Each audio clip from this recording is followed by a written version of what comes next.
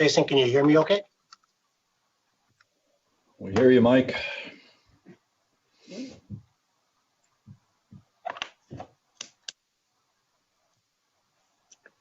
Chair McMillan, we are live. You can go ahead and proceed. Very good. Thank you, Jason. I call to order the December 2020 meeting of the Finance and Operations Committee of the University's Board of Regents. Good morning, everyone. And thank you to those joining us via the live stream video. Given the number of times that we've done it this way, I'm going to dispense with reviewing the protocol for the Board of Regents, but again, welcome to the public and others joining us this morning. Let me begin with our student representatives, both Abdi Ali from the Duluth campus and Riel Pertu Swanson from the Twin Cities campus. Welcome to both of you. Another note here is that our senior vice president, Myron Franz, is out sick today. We wish him a very speedy recovery, and ably filling in for him will be Associate Vice Presidents Tonneson and Volna. So with that, we're going to jump straight in here and get going. Item 1 is amendments to the FY 2021 annual capital improvement budget and the President's recommended revised 2021 state capital request. Both of these are before us today for review and action following good news at the Capitol and the passage of a bill. So I would begin by asking President Gabel, I think, to introduce this, and then I believe Vice President Bertelsen and Associate Vice President Tonneson will be walking through the material for the board's consideration. Welcome, President Gabel. Thank you, Chair McMillan, Vice Chair Beeson, and members of the committee. On October 15th, the Minnesota Senate joined the House in passing a 2020 capital investment bonding bill, which was signed into law by the governor. We're very grateful to the legislature, Governor Walz, and the Lieutenant Governor for their support and the shared recognition that a capital investment in the university is an investment in our state. It's an investment in Minnesota students who become ready graduates and future leaders. It's an investment in discovery, in research, and in cures by our world-class faculty who transform our state and society as a whole. And of course, it's an investment in our critical infrastructure, allowing us to shore up our buildings while putting money directly into the hands of local contractors who will do the work on our projects across all of our campuses. Members of the committee, with the approval of the bonding bill, the university is receiving funding for the Child Development Center renewal, for our clinical research facility, and the chemistry undergrad teaching lab on the Twin Cities campus, the A.B. Anderson Hall capital renewal on the Duluth campus, and system-wide for HEAPR. These projects were initially included in the draft capital improvement budget we brought before you in May, but they were removed prior to action in June for lack of funding. But now that funding has been secured, we're bringing to you these proposed revisions to the 2021 state capital request, which represent over $296 million in projects. Mr. Chair, as you mentioned, Vice President Mike Bertelsen is here to discuss in greater detail the amendments to the fiscal year 2021 annual capital budget and our revised 2021 state capital request. And at this time, I'd like to turn it over to him. Welcome, Vice President Bertelsen. Proceed at your leisure. Thank you, President Gabel. Thank you, Chair and Regents. As the President referenced, this is, maybe next slide, sorry. As the President referenced, this is just a reminder that of the 2021 state capital request that you approved in October. Shortly after your meeting, the legislature, we are grateful for, passed, and the governor signed the bonding bill. Each of these items were funded in one way or another: child development and A.B. Anderson in full, and chem teaching for design only, and the balance for HEAPR. Next slide.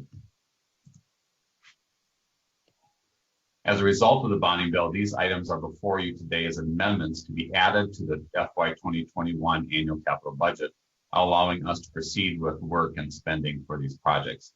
These items were in the draft budget you saw in May, but we removed them in June prior to your action since they were not funded.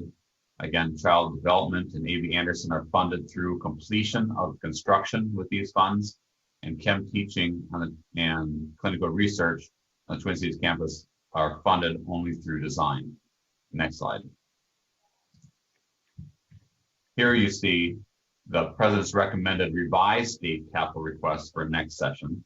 Keeper, again, is always our first priority, followed by the request for construction funding for chemistry for the Twin Cities campus, and the request for the next project in the queue, that this project would fund design for the renovation of the former chemistry building on the Duluth campus, which has been waiting to be repurposed since the new CAMS building opened a few years ago.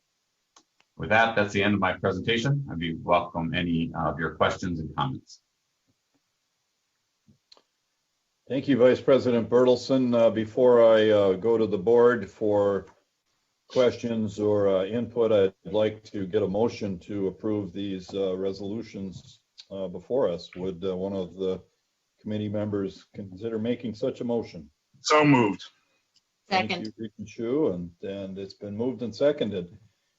So we're now open for input, questions, comments, and deliberation before we proceed to vote on those resolutions.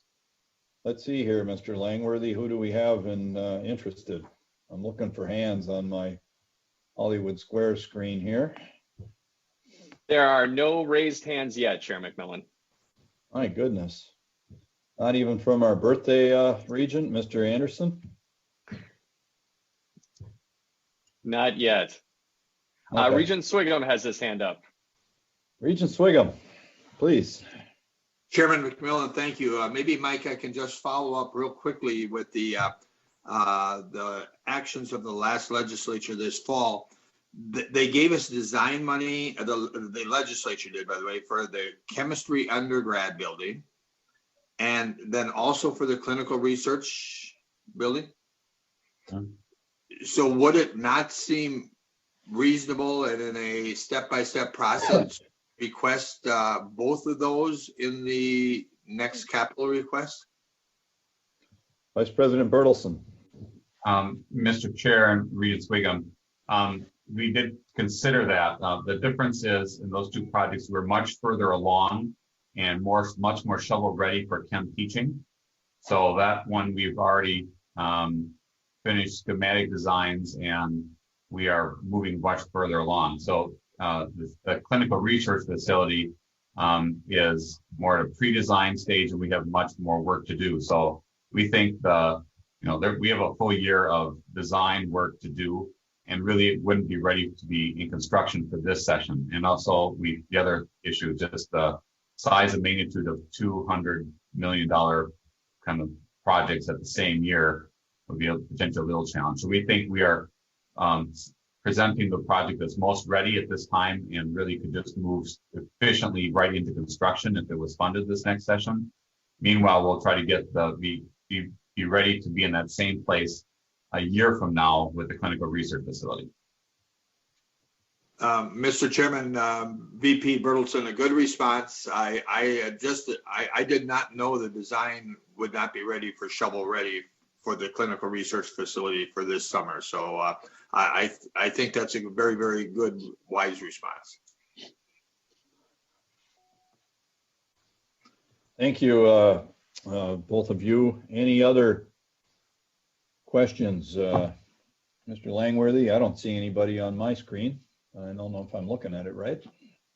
I don't see anyone either, Chair McMillan. All right, is the committee prepared to vote on adoption of these resolutions? I think we are. Mr. Langworthy, you want to proceed to call the roll? And first of all, the motion came as recommending approval on both these as one. There's two resolutions here. Everybody understands that, I think. And so we will vote on both as per the motion. If that's clear, then proceed, Mr. Langworthy. Thank you, Chair McMillan. On the motion to recommend approval of the resolutions, Regent Anderson. Yes. Regent Anderson votes yes. Regent Beeson.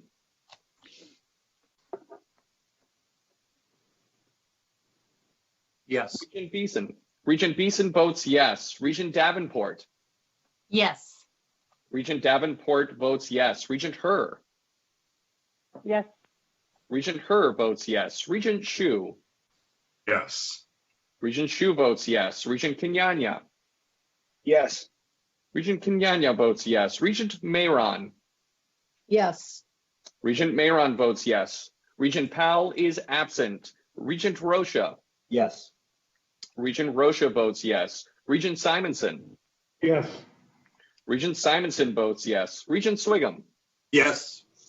Regent Swigum votes yes. Chair McMillan. Yes. Chair McMillan votes yes. Chair McMillan, there are 11 yes votes, 0 no votes, and 1 absent. Very good. By unanimous vote of 11 to 0, the motion is approved to adopt both those capital budgeting and capital request resolutions. Thank you. We'll keep moving here. We got lots to cover today, and the second item should be of great interest. System-wide strategic plan implementation, the consideration and review of principles to guide campus master planning. And the primary focus here is Twin Cities today, but as President Gable, Vice President Bertelsen, and Director Monique McKenzie will walk. So again, I turn to our president to lead us off.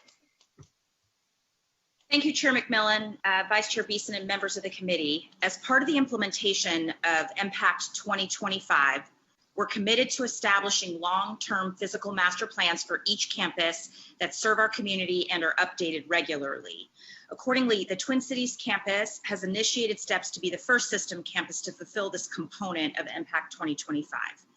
Twin Cities leaders are currently working with an outside firm, Sasaki, which was selected as a result of a competitive bid process in May.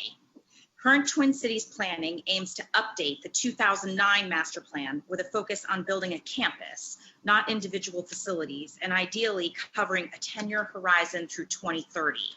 This important work will address a range of themes from institutional strategy to sustainability to academic activity to community and to creating a welcoming environment for our entire campus family.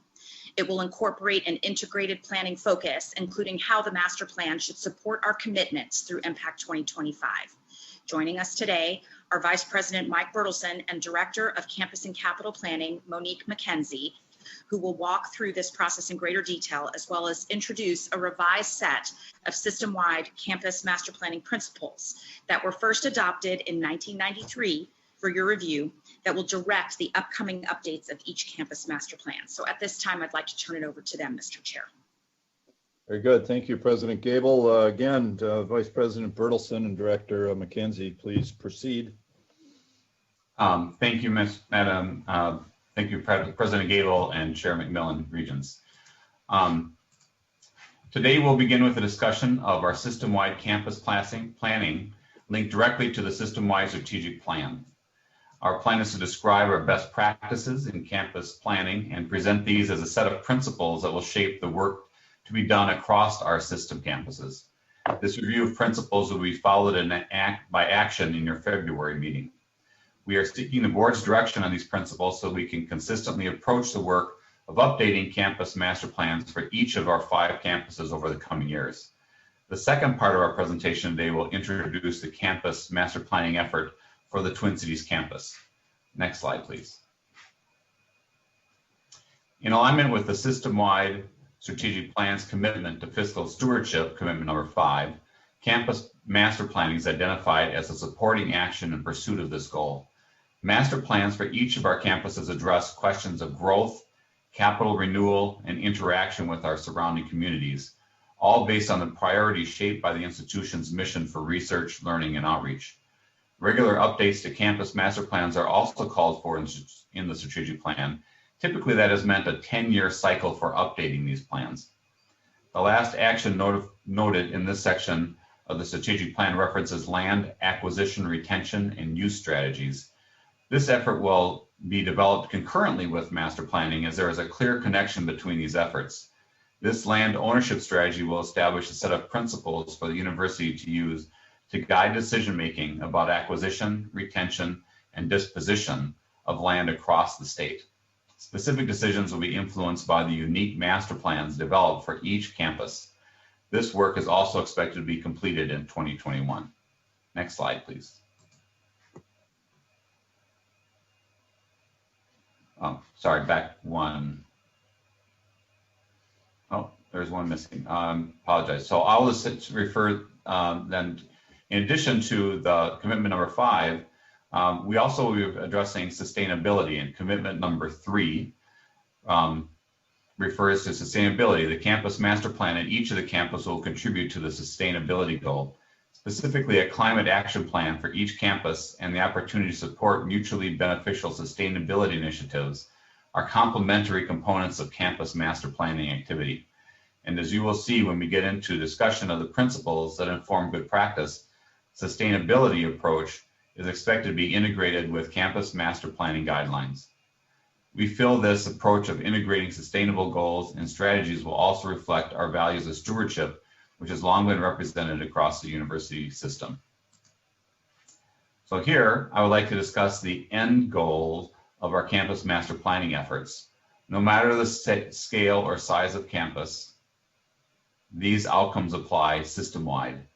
When conducting physical planning at the campus scale, the object is not just to consider buildings, but to include other essential physical systems such as open spaces, transportation, cultural and natural resources, and utility infrastructure. With a clear understanding of the institution's mission and purpose, a campus master plan will guide decision makers on the best use of campus capital intensive assets like land, capital renewal projects, and infrastructure over a relatively long horizon. We are looking to create a plan that assumes a 30-year vision for change that will be defined and updated on a 10-year cycle. A campus master plan serves as a tool for decision-making in the institution related to best use questions, and as noted above. A campus master plan also serves to communicate our aspirations and our identity both internally to the university and externally for the governor and legislators, to donors, to the broader community of neighbors and other landowners and adjacent municipalities. Next slide.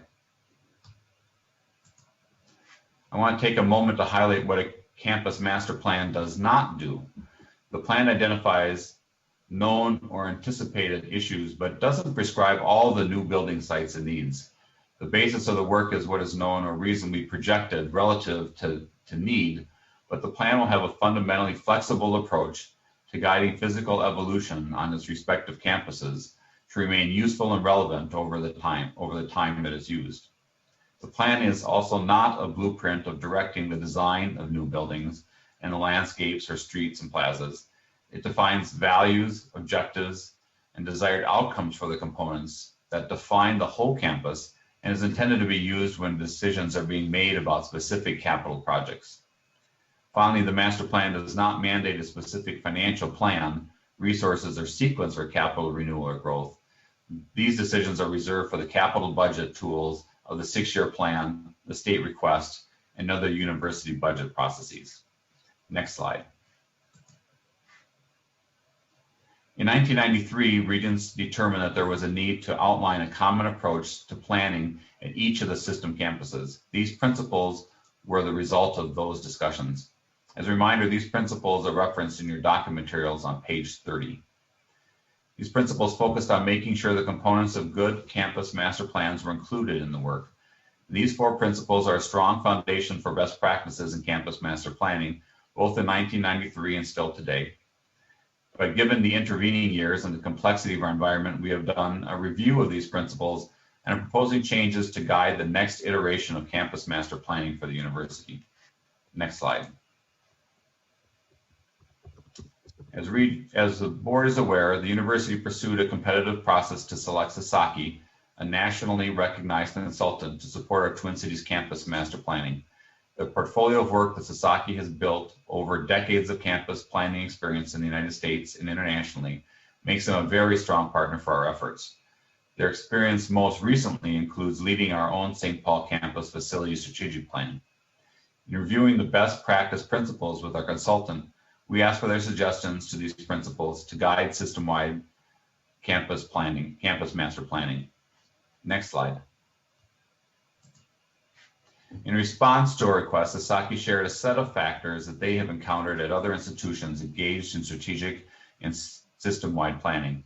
Some of these factors have a direct translation to the development and maintenance of physical places over our 5 campuses. Others may seem indirect in their influence, but can be some of the most important challenges facing higher education across the country. Next slide.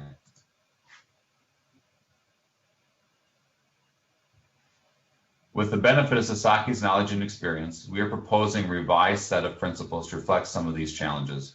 Principles 1 through 3 and 6 are very similar to the 1993 set, but have been slightly revised to address important themes such as sustainability, inclusion, diversity, and innovation in the face of an uncertain future. The original principles, again, can be found in your docket on page 30 for reference. New principles listed here are number 4 and 5. Principle number 4 is to manage the influence that campus growth, maintenance, and renewal has on the cost of attendance. Principle number 5 is to ensure that system-wide strategic plans are aligned to each campus's master plan's objectives and goals. On page 31 of your docket, you will find the full resolution on campus planning principles. This resolution reflects the principles just reviewed, adding in new components for the cost of attendance and each campus master plan's alignment with the system-wide strategic plan. We will return in February for action on this resolution. At this point, I'll turn it over to Monique McKenzie, our Director of Planning, to provide an overview of our approach to master planning on the Twin Cities campus.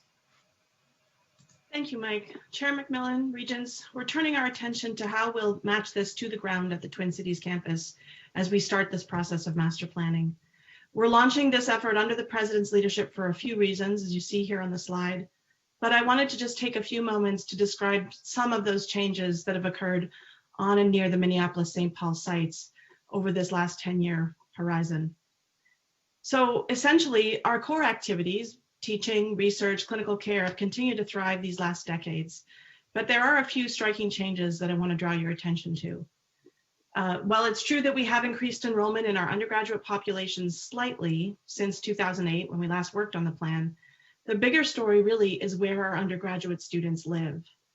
While university-owned and managed housing has grown slightly, the real story here, as many are aware, is the nature of the private market dynamic that has occurred near campus since 2008, but acutely so since about 2012.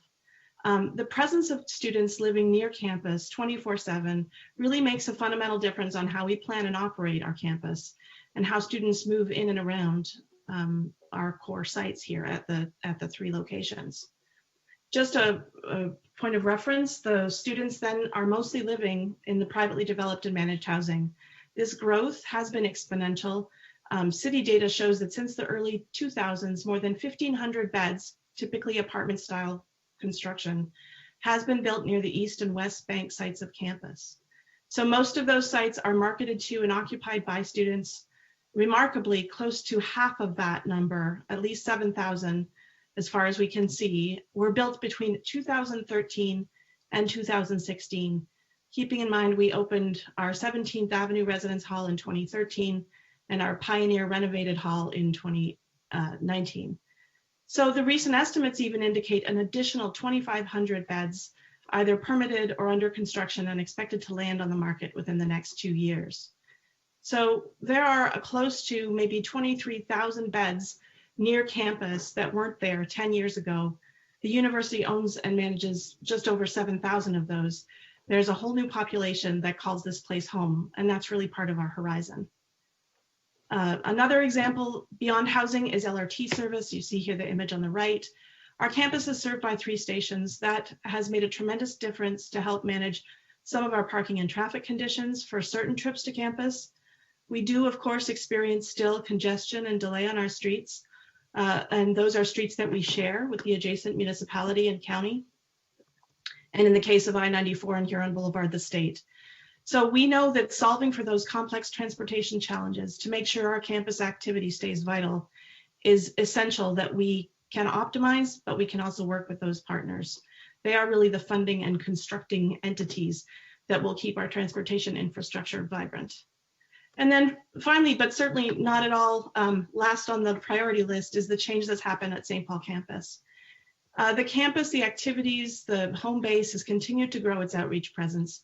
It's really acting as an epicenter for learning and research across predominantly agricultural, natural resource related disciplines.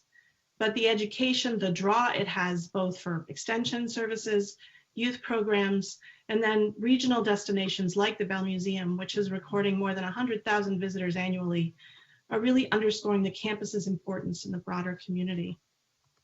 So given that little snapshot rate of change, a scale of change, we think that offers us future opportunities and challenges. This planning process will delve into some of those key questions about that future. A few of them will come at the end of our presentation here, but we really are casting the net widely to talk about things like student services and support, technology adaptation and innovation, the idea that perhaps campus becomes a hybrid experience, and how should we use our buildings, our open spaces, how should we really make the most of our systems to make a hybrid experience work. They're weighty questions. We look forward to conversations with you about some of your opinions on these. We know we need to build a plan that is fundamentally flexible. It's a framework. It's going to guide our future. We don't have a template. We don't know what exactly the future will hold given the radical changes we've experienced these last few months. Even with all that's not known and the sort of uncertainty of thinking ahead, we really believe that now is the time to take on a plan update because we can shape that future in an intentional way. Next slide, please. We consider this effort an update, and we expect to build on the guidance, the plan guidance that shaped our decisions over that last 10-year period with all the change I just spoke of. In the intervening years since we did the last master plan, we've worked at both a geographically focused district level. So some examples of that on this list are health sciences, south of Washington, the East Gateway Biomedical District to the north of the stadium, and then the St. Paul campus most recently. But we've also worked at a broader campus systems level, and that's referenced here at the development framework, to understand these systems that really together make the whole campus and the factors that can make those systems work best and maybe where the weaknesses and opportunities are. Next, please. Our approach to engagement is outlined in your docket materials on page 28. We expect to engage with the campus community and the Board of Regents through a variety of channels, from small-scale work sessions to interviews, surveys, favorite campus places, places that need help, to large-scale town hall type meetings, presentations, input, and regular committee meetings. We've formed an advisory committee that represents a broad range of the campus community, students, faculty, staff, subject matter experts, and they'll act as key contributors as the plan develops over the next months. The President's Leadership Cabinet will serve in a directive role, and the Board of Regents will be consulted regularly at key milestones in the process. More about that in the next slide. Focus groups and use of social media, as well as a project website, are also planned. We need to maximize access to this planning process and really stimulate involvement from the broader campus community, as well as external and internal stakeholders. We understand that offering a variety of modes of interaction is important in our engagement efforts to best capture the interests, the priorities of stakeholders within timeframes and on platforms or modes of communication that are accessible to them. We can't go visit them in person, but digitally, that's exactly our intent. We're attuned to the challenges and opportunities that digital interaction presents to us, which is, as I mentioned, our primary mode we'll have to rely on. We'll draw on the experience of our consultants who are doing this work all across the country, also digitally. And our commitment is to make the engagement process compelling and meaningful through the course of the plan. Next, please. So we anticipate a timeline as shown here in the slide that takes us through next fall.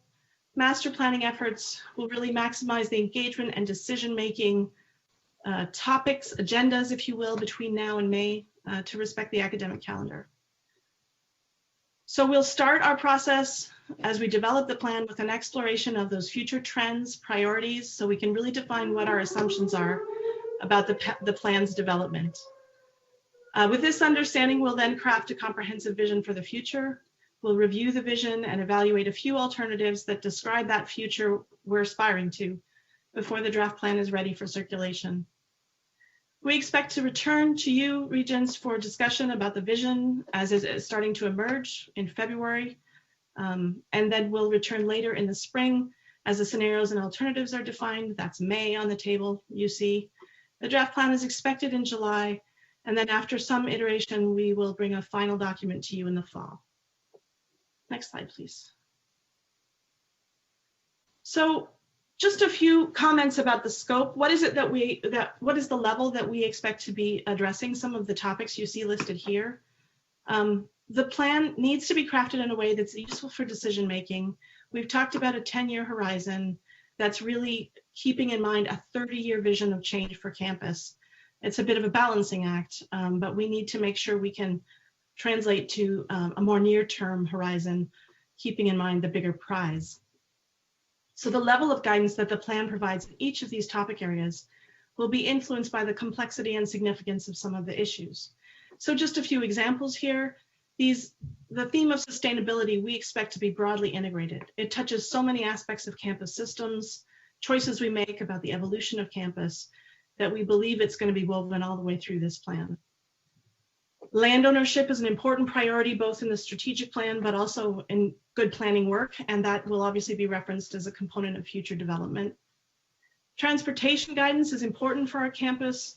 We believe, about 80,000 trips a day, students, staff, faculty, visitors, and that's a significant amount of movement. We know the master plan will address what modes of travel, how we access places on campus, what are the resources we need to make sure systems continue to work. But we won't, for example, get into precise operational strategy about how to manage parking supply or non-motorized vehicles. Relating to making our plans for new, renovated, or decommissioned buildings, the capital renewal side, we'll identify locations, we'll talk about activity or functional patterns, we'll talk about key amenities that are really part of a comprehensive land use view, but we don't see this plan planning for the exact size, square foot, and occupancy of future buildings. With that, Chair Powell, I'll ask Mike Bertelsen to wrap up our presentation. Very good. Thank you, Monique. Thank you, Monique. As we finish our presentation today, we're looking forward to our visioning session with the board and senior leadership. And we propose that the topics listed here are some of the considerable influences that will shape our goals for the campus of the future.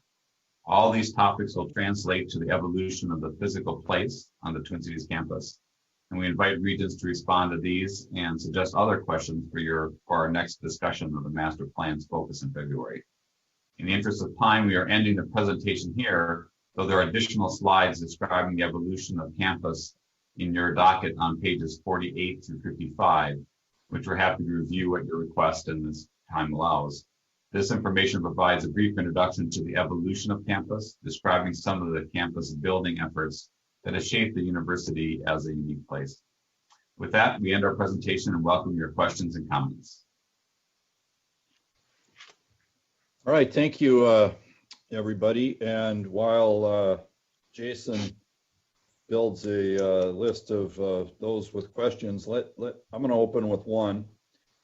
And I'm not sure who this is for, but thinking about one specific and very active area of development work and master planning, needing master planning attention, having now bought and leveled grain elevators and put athletic facilities in there, and owning property with the United Group, and then our partner in development at the UMF with East Gateway, the Prospect Park area. I'm curious how you will go forward and get that input from those players.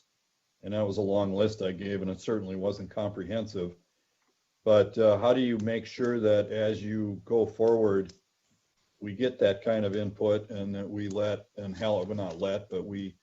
we use the expertise we're building over at UMF, and we build out that direction into that East Gateway and beyond area?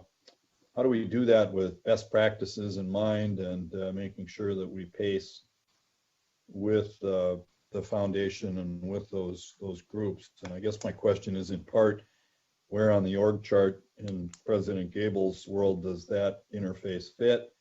And then how will you bring those developments back to the board so that we stay close to you as well? Mr. Chair and Regents, I'll maybe start, and then Director McKenzie can add if there's anything additional thoughts. First of all, one of the things that we talked about is that we consider this sort of an update and inclusion, starting with the 2009 master plan, all the things that have been done since then. So the board spent a considerable amount of time working with the foundation on the East Gateway development. And you listed a variety of things that we've spent time with you talking about, of places of change, of acquisition of land, of change of purpose. Our goal is to really gather all of those pieces, and all of those reports and analysis and reviews have been gathered, and we were working through those and been shared with Sasaki to build those into a comprehensive and integrated plan, including all of the past updates as well as current thinking. As to, clearly the east side of campus is one of the most places of highest change and adjustment. So that's a special focus for us in this effort. We've made it clear that we have a variety of means by which we integrate we have shared planning teams that work with the foundation on a routine basis. But specifically the foundation and will be, as well as the alumni foundation, and the foundation are key stakeholders in this effort. And we've communicated them that we will have connections with them and Sasaki is our master planner, and with them throughout the process. Monique, is there anything you'd like to add? I just would suggest that I hear what you're saying, Chair McMillan, and I think good planning, best practice in a situation like this is about multiple conversations, many of them starting smaller and as transparent as they can be relative to intentions and plans, and then goodwill. And so some of the goodwill that we've built since 2014 or 15, especially as this part of campus became very active, were combined efforts. For example, a joint transportation study where the university, the county, the city, and the landowners together said, well, if we all develop as we hope to develop, what does that mean for our core systems, for our transportation systems? It's a very fruitful conversation. Everyone's equally vested in the systems working.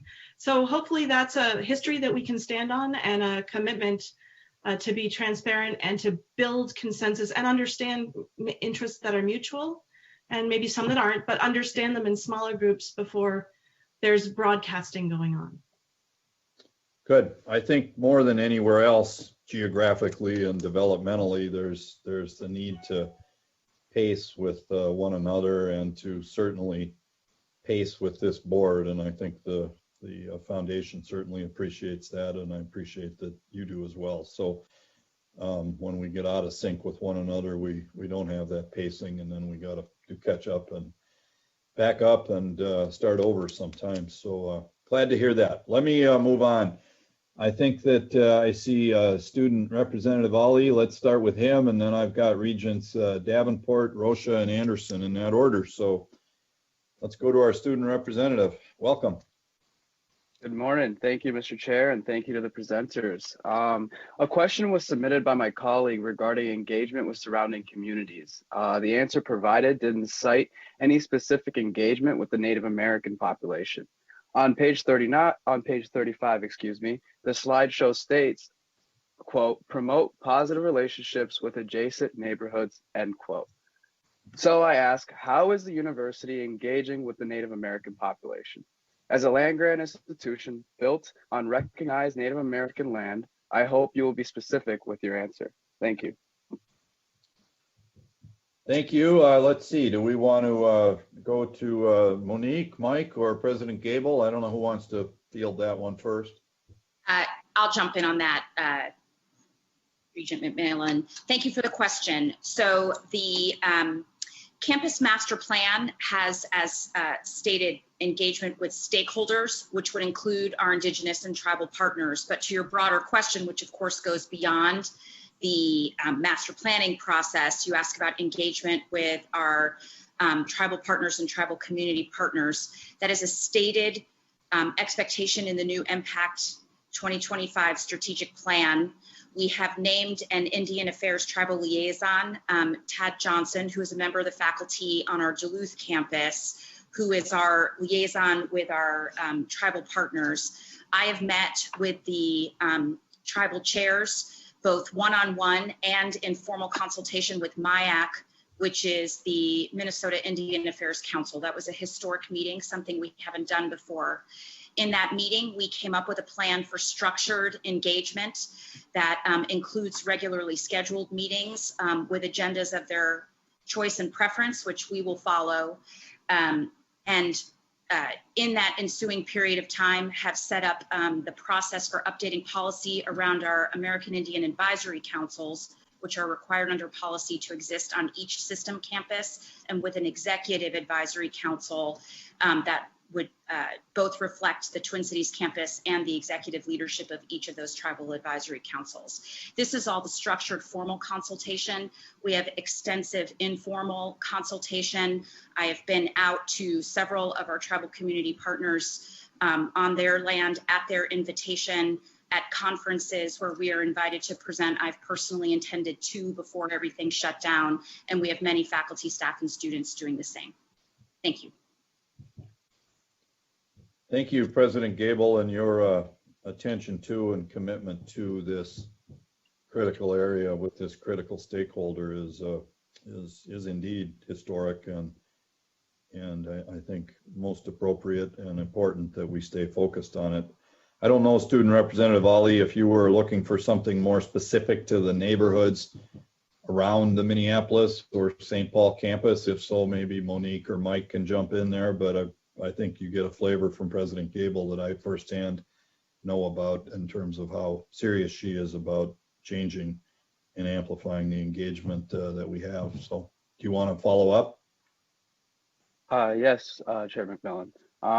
If I may ask, so on slide page 43, it lists out groups that will be consulted with engagement and governance. Will that be included as part of the stakeholders? And then the other thing I would ask on that is, why isn't there a specific group created as part of the engagement process? A group within that square, I would say, or graph. Regent McMillan, I can offer a response. Yes, please. We did not intend to sort of exhaustively list every single channel that we intend to use in a professional experience. We will start building up, just as President Gable referenced, informal and formal or structured focus group interview type meeting with stakeholders, however they choose to define themselves, in this case, this population, by reaching out to who we already know is on campus, whether they're student groups or they're less structured groups. But I would also invite your colleagues and anyone who's interested to contact me directly and say, we are interested, we would like to have a focus group, we would like to tell you what we think about the master planning. And that's exactly our intent. So we go to people when we know where they are and that they have an interest, but we're very much open door in terms of you asking us for time and really commanding some attention on these topics. That's exactly our intent with this engagement process. Good. Thank you. I'm going to move on here and keep us going. We're doing okay on time, but we have to keep moving. So Regent Davenport, you're next. Thank you, Chair McMillan and presenters. It is a dynamic and exciting time to undertake this master planning process, and that would be true even without the pandemic. And it's timely, especially because of the nature of campus is truly changing. I want to first thank you for the attention to the environmental factors and sustainability. And I think my comments were addressed previously, and I'm glad to hear that. Consultation is critical. And I'd like to just, and you addressed this a moment ago, that in addition to asking for input, that we actively reach out and seek out the expertise we have on our many different campuses. especially as related to sustainability and student services and such. So as we move around to points in the visioning process, let's acknowledge our experts. Thank you. Thank you, Regent Davenport. Regent Rocha. Thank you, Mr. Chair. This is a terrific plan, I think, for getting at this at the master plan, and I'm really encouraged by the breadth that you've included, and appreciate the recent comment about ensuring we reach out to specific groups as well, and understanding that this was not intended to be totally exhaustive, but that's going to happen. That's I think a very positive development. From a personal standpoint, this, I chaired the facilities committee from 93 to 95, and I feel like the approach, the information that you have here is really a great step up from what we were able to cover at the time, even though I think we had a pretty good handle on what was going on. And so I come back with a pretty long historical perspective on this. I will say this: when I returned to the board after a 20-year hiatus, I was surprised about the facilities on the campus, on this campus. That, I guess I anticipated that with the reduced student population that had come about from our strategic planning in the early 90s, where the total headcount had been reduced dramatically, and with increased technology, I anticipated that we'd have fewer building needs, that would lead to more opportunities for green space and for reduced cost in capital expenditure and maintenance. But when I returned, it appeared that we had actually added a lot. There was a lot of square footage added over that period. Many of the open spaces are now occupied by buildings. But that being said, I think there have been some substantial improvements, and obviously as technology changes and as research needs change, that those things may come to be necessary. But of course we have to always remember that it's really fun to build buildings and add buildings, but then it's very expensive to maintain them. And that was one of the challenges we had in that era, was that we often didn't have the ongoing costs factored in when we were seeking and spending resources on adding facilities. What I want to add here, and I hope that my colleagues are similarly minded, I think we absolutely have to make dormitories a priority. If we look objectively on where we are as a campus compared to our peers nationally, we, just within our conference, we are the lowest in the Big Ten in the number of beds that are available. And why this is significant to me is that at the time that we were making substantial changes in the university's admissions policy and in our total Twin Cities enrollment, we understood at the time, or at least I believed at the time, that would come with additional dormitory opportunities. We were a heavily commuter campus through the 80s, and into the 90s we became far more residential, and we have made progress with 17th Avenue, with Wilkins. Those were additions that were not there at the time that those decisions were being made. But obviously that has not kept pace at all with the number of students that are now residential focus on the Twin Cities campus. There are safety and security issues that also I think are greatly benefited by having a better dormitory presence. As we recall, we recently updated Pioneer Hall, made it a much more modern facility, a much nicer facility for the residents who are selected to live there. We didn't gain a lot of beds, but we did improve the stock of that housing. But in that conversation, as you might recall, colleagues, that we heard about the enormous benefits in terms of retention and performance of students via access to having dormitory housing. So as we go forward, I believe that we as a board need to put a priority on moving ourselves. We've done a great job on things, in tuition and other conversations, and moving into the more well into the bell curve of our peer groups, but we are still lagging terribly when it comes to dormitory opportunities for students on this campus. And so I would just simply put that out there now, that any plan that we have coming forward needs to do a substantial job, in my view, of improving the dormitory opportunities for students, and the benefits that we'll receive. Again, safety, security, retention, and performance, I think will be really important for the future success of the college. Thank you, Mr. Chair. Thank you, Regent Rocha. Good input. And that's what our leadership team's looking for is input. So some more input here. We have Regent Anderson. Thank you, Chair McMillan. I'll just remind Regent Rocha, I agree with him on dormitories, but in addition to Pioneer Hall and 17th Avenue, we've purchased in the residential areas Keeler and the Radius and turned them into university properties, which is probably helping and giving another option to the students that are university owned. But my question comes on, I heard Ms. McKenzie talk about space optimization. And I read an article just yesterday, and I believe that research colleges like the university, we're not going away. We're going to probably get bigger and better. The pandemic is going to prove our worth, I think.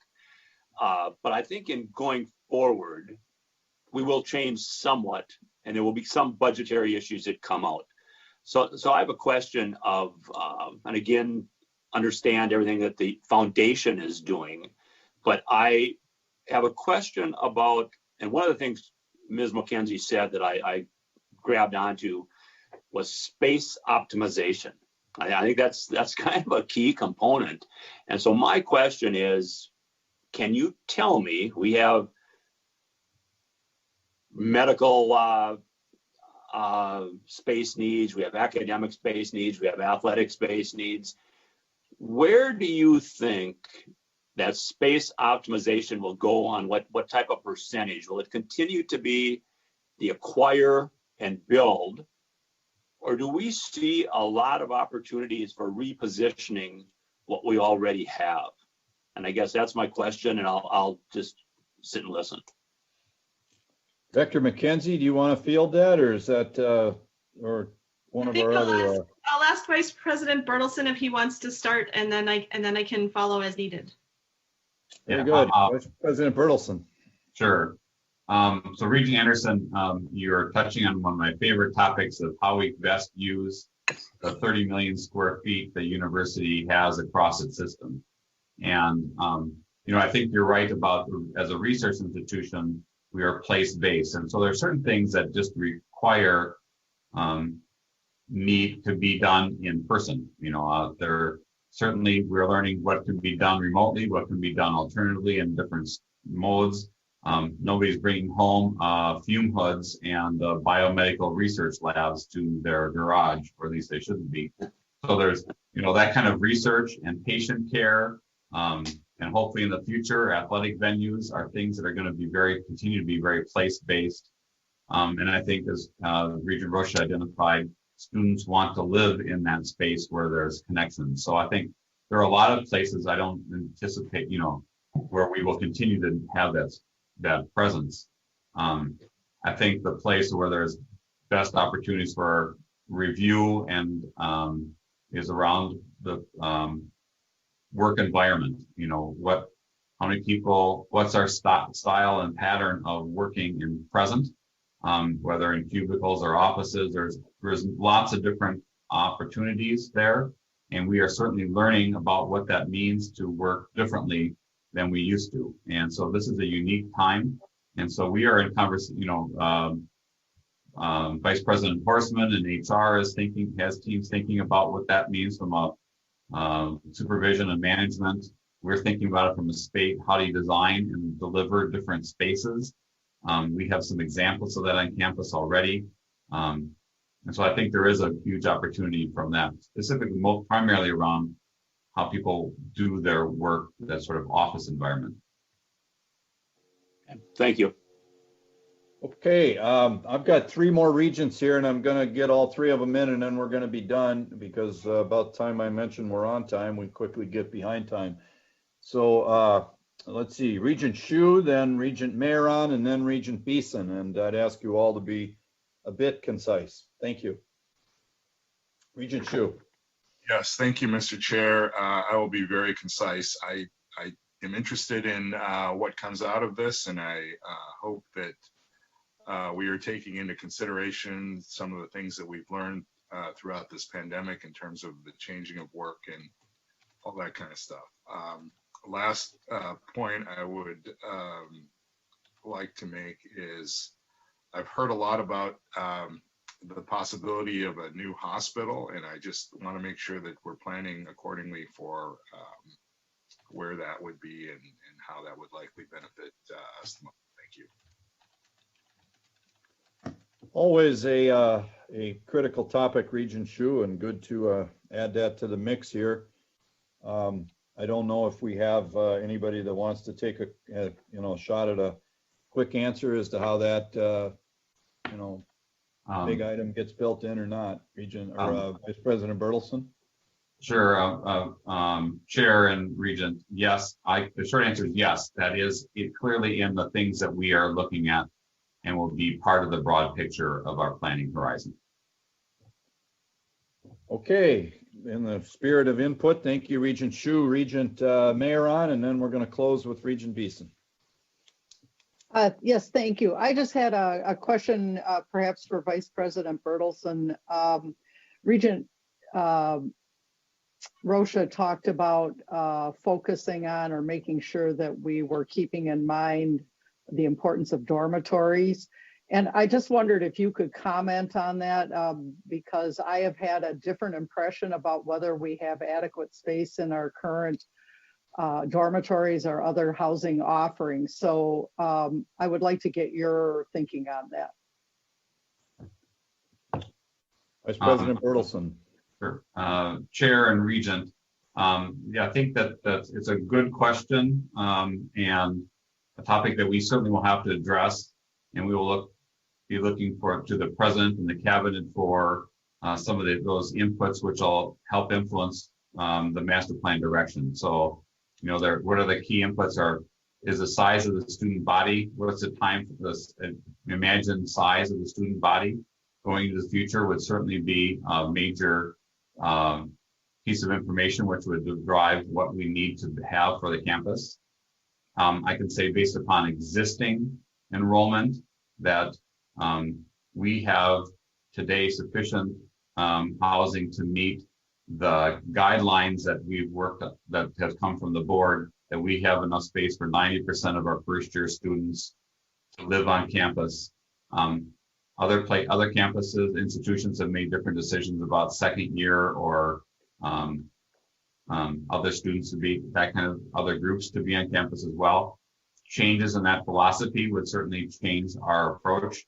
I think as Regent Anderson said, we bought Keeler, we have a long-term operational agreement with Radius. We didn't buy Radius, but we are managing it. And so there are ways that we can change the relationship with the set of housing in the area and the neighborhoods that Monique mentioned earlier. The thing that's unique about our situation, and it's all about understanding your environment, how much private housing has been built around campus. That's part of the equation as well to understand and think about what we need to own and manage versus what is okay for the private sector. So those are all good questions that should be addressed. I appreciate those being raised. And Regent Beeson.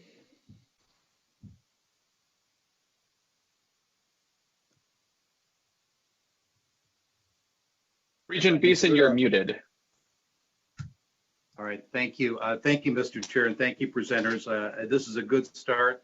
It's ironic that in what we describe as a campus plan actually needs to include so much about near campus and off campus, because that's where the activity and that's where the action is. And, I'm not sure whether that should be included in the principles or the scope should more readily or clearly state that, but we do have a pretty mature built up campus, and as Regent Rocha said, one point I would make is I think we're going to need a percentage of green space on the Minneapolis campus, because over the last 30 years, this has been, the attrition on green space has been really noticeable. So I have one other comment, but I'd like to get staff's reaction to that concept.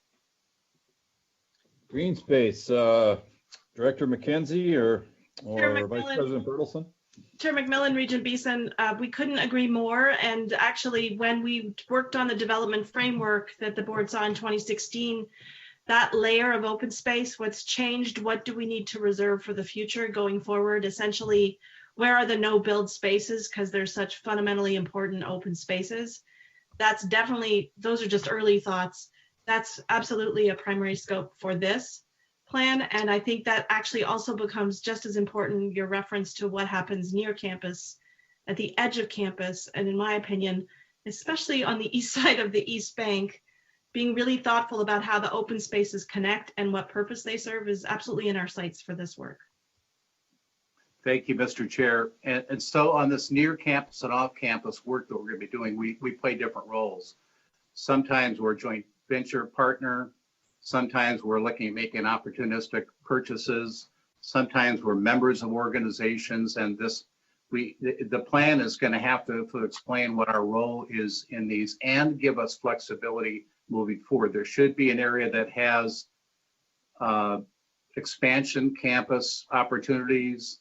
It gives the staff, the cover, and the board the reason to, there are multiple reasons why we will want to buy real estate. Maybe it's to trade, maybe it's to sort of protect our borders, maybe it's for future campus expansion. But we just, somehow in this plan or in a policy, we need to have sort of guidance and principles around that. And I will say on the housing, the plan we approved for the district, that district plan of which this is a part, that did contemplate some expansion of the medical, including a very brief discussion of the hospital, but also talked about maybe moving a couple of the buildings on the quad over to Variety Club Hospital. So I like the fact that that was one of the first times we showed some contingency planning around buildings, where if certain things happen, then we might move this building or move that building.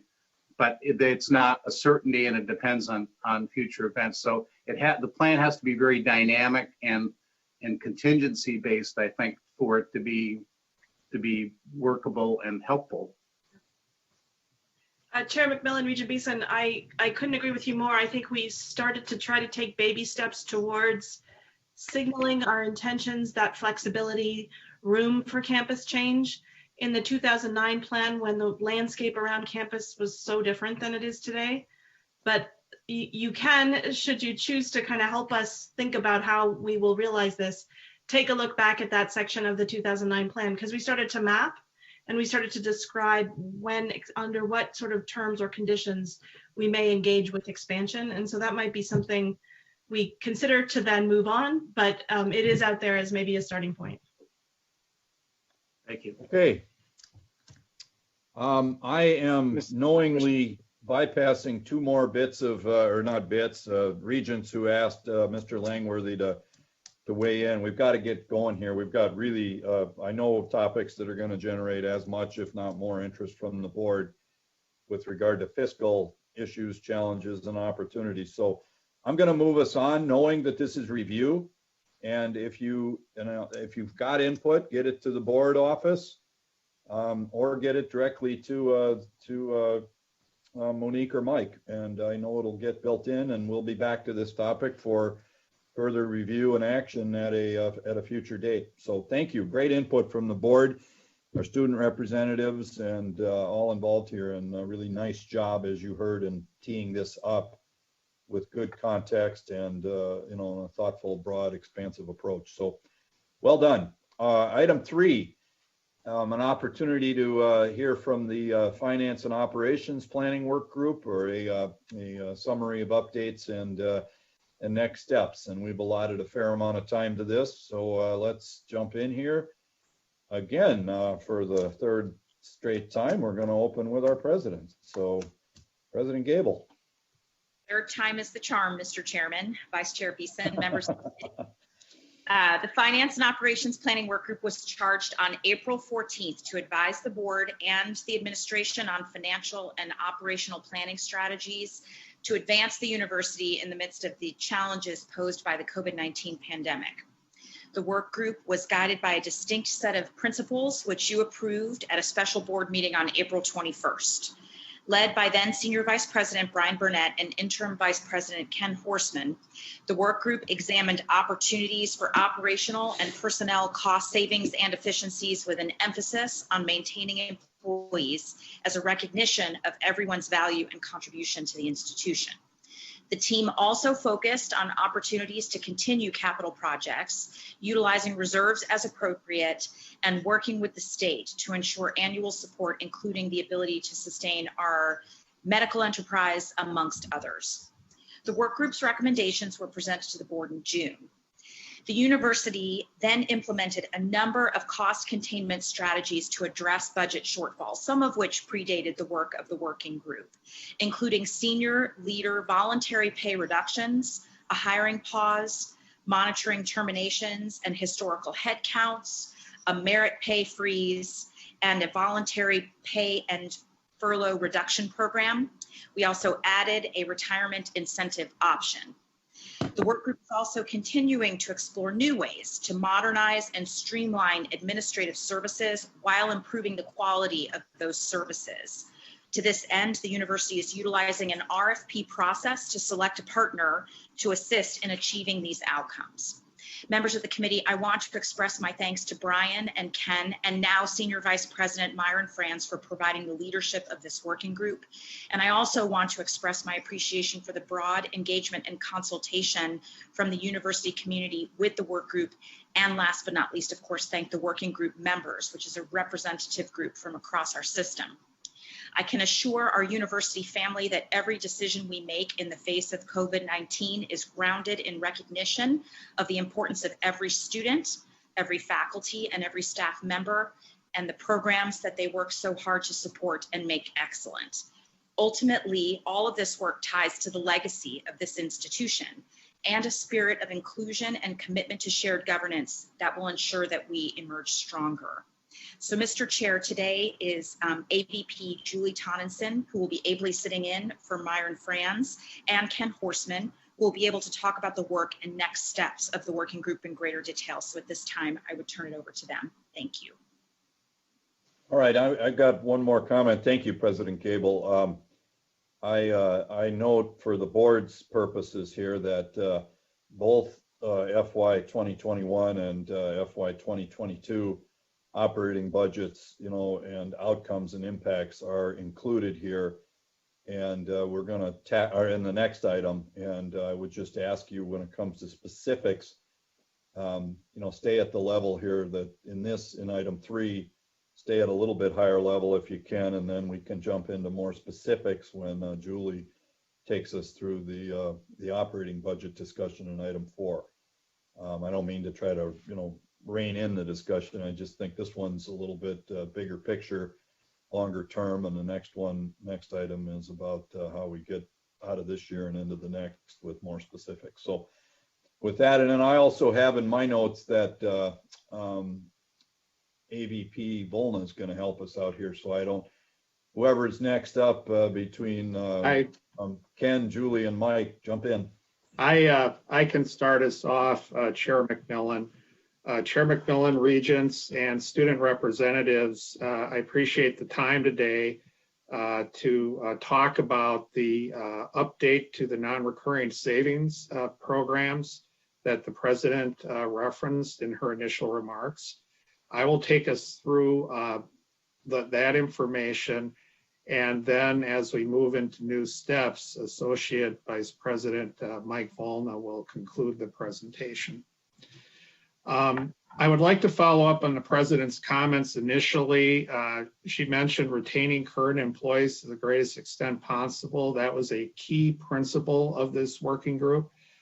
Other considerations were that we truly did consider the financial impact of these decisions on our employees. These are significant actions that do impact employees personally and in their work.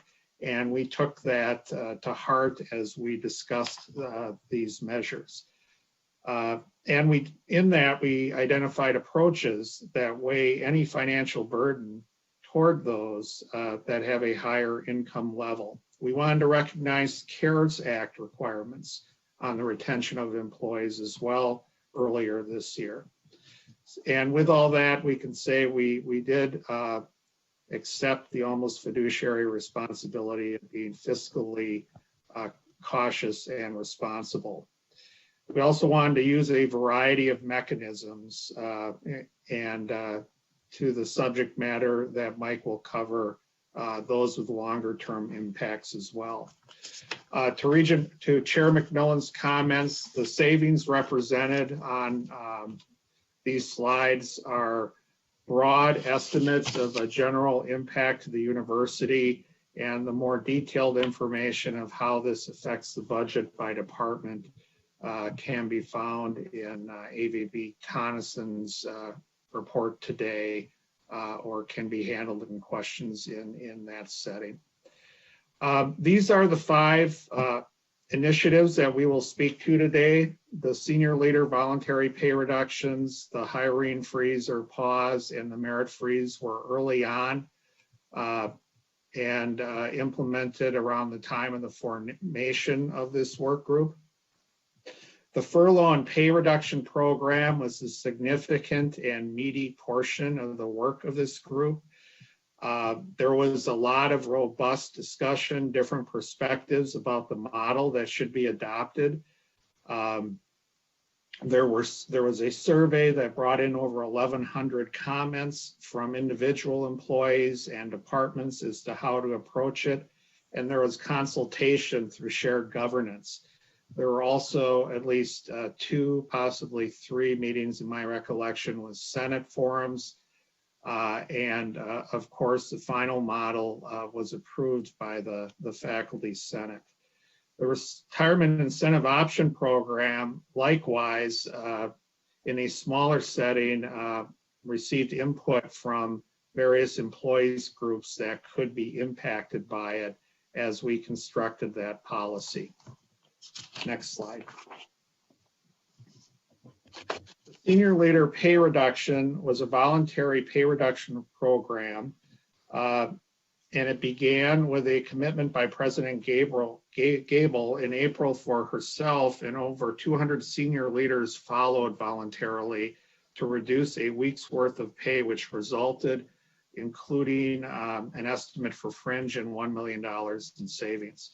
This reduction occurred during the last pay period of FY20 in June, and that was followed up in 2021, the fiscal year, with a commitment by the president and her cabinet, the athletic director, Coyle, his leadership, and selected coaches to take a 10% pay cut, which, if including this upcoming second half of the year in the July to December timeframe, we estimate will generate $1.88 million in savings. Next slide, please. The hiring pause was announced and implemented 1 week after employees began working remotely on January 24th, which also happened to be the same week we announced and implemented extended reduced operations. We initiated a hiring freeze with an exception process. Regents Figum wondered how the word pause came to be. That has been by popular acclaim. I'm not sure it's any better than hiring freeze, but it describes a slowing of hiring with an exception. Top line, we have reduced the number of new hires year over year. In 2019, it was 11,869. We are estimating 7,600 for 2020. And we think that is an accurate estimate based on what we see actually to this point in the year. So the difference is about 4,200 lesser positions. This does not include rehires, and I will speak to that when we talk about overall university employee count in a few slides. What I can say about the 7,600 total, to give you an idea of if the hiring pause with exception is having an effect, is that 53% of these new hires have been student workers. 12% have been students graduate students engaged in instruction and research, and 9% are temporary employees. So that ends up being a significant portion of the 7,600 total, approximately 74%, that are in jobs that often are not full-time jobs when you look at their FTE equivalent. Overall, we estimate that we will have approximately 2,023 fewer openings this year. As we look at the current status of our opening board, we have 788 openings. That is up slightly from the April timeframe. When we started this process, it was at 660. About 480 of those 788 positions are actually directly supporting research and instruction. So we feel that we have done a good job of looking at those positions that we are reviewing. Next slide, please. We want to describe a little bit about how this process works for your information. We feel the pause in hiring strategically allows campuses, colleges, and units to conduct limited hiring and request exceptions for key positions, including those that support vital COVID-19 research and clinical care and hospital care. And so there are positions that are exempt from this process. We do not want to delay a hire if we need one that is COVID-19 related or health and safety related. We also exempt positions that are funded through a grant at 100%. There is a risk if we do not fill those positions of losing the grant funding sometimes, and so we want to make sure we do that. Teaching positions, these are ones that are not tenure track. They're often P&A instructional or teaching specialists. And so those are lower cost opportunities, for instance, for summer classes that are budget friendly and a more efficient use of budget to fill those needs. Faculty reappointments happen every year, and also student workers. Given many student workers have that position as a part of their financial aid package. Hiring that does require an exception, and we do spend a lot of diligence on, are tenure or tenure track positions, administrative staff, not related to the exceptions, and offers that may involve an annual base salary of $100,000 or higher. Those actually are approved, and then when a candidate is identified, once it has been reviewed and approved, we would then review it before allowing the offer to go forward, just to have another point in time to reflect on the budget. Next slide, please. An exception request, the information we review must include whether this is a replacement or a new position, what the estimated starting salary is, what is the time frame for the position that is needed, the function and the impact of the position, and what alternatives has the department or the hiring authority investigated to avoid making the hire. And the submission of the exception across the board has had a lot of significant amount of information in it. No one takes a shortcut on these, and they put a lot of authenticity into describing what the need is. Exceptions must fall under one of the three reasons. It must ensure that the university meets its academic priorities. It must meet fiduciary, legal, or compliance responsibilities, or it could, during the time of reduced extended operations, be considered an essential position for the university. Next slide, please. This slide I provide for context. We've talked a lot about hiring, but terminations also have an impact on what our university employee population is. And we are continuing to study this. In many employment environments, this is a pretty straightforward number. In our environment, what we have provided here annually for the fiscal years is straightforward, and it does summarize the annual impact and show that there has not been a decline year over year between FY19 and FY20, which did include the pandemic in the last several months of this year.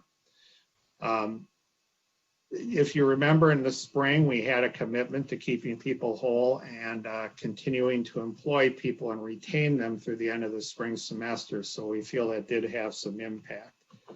We continue to study this to better refine it and define it.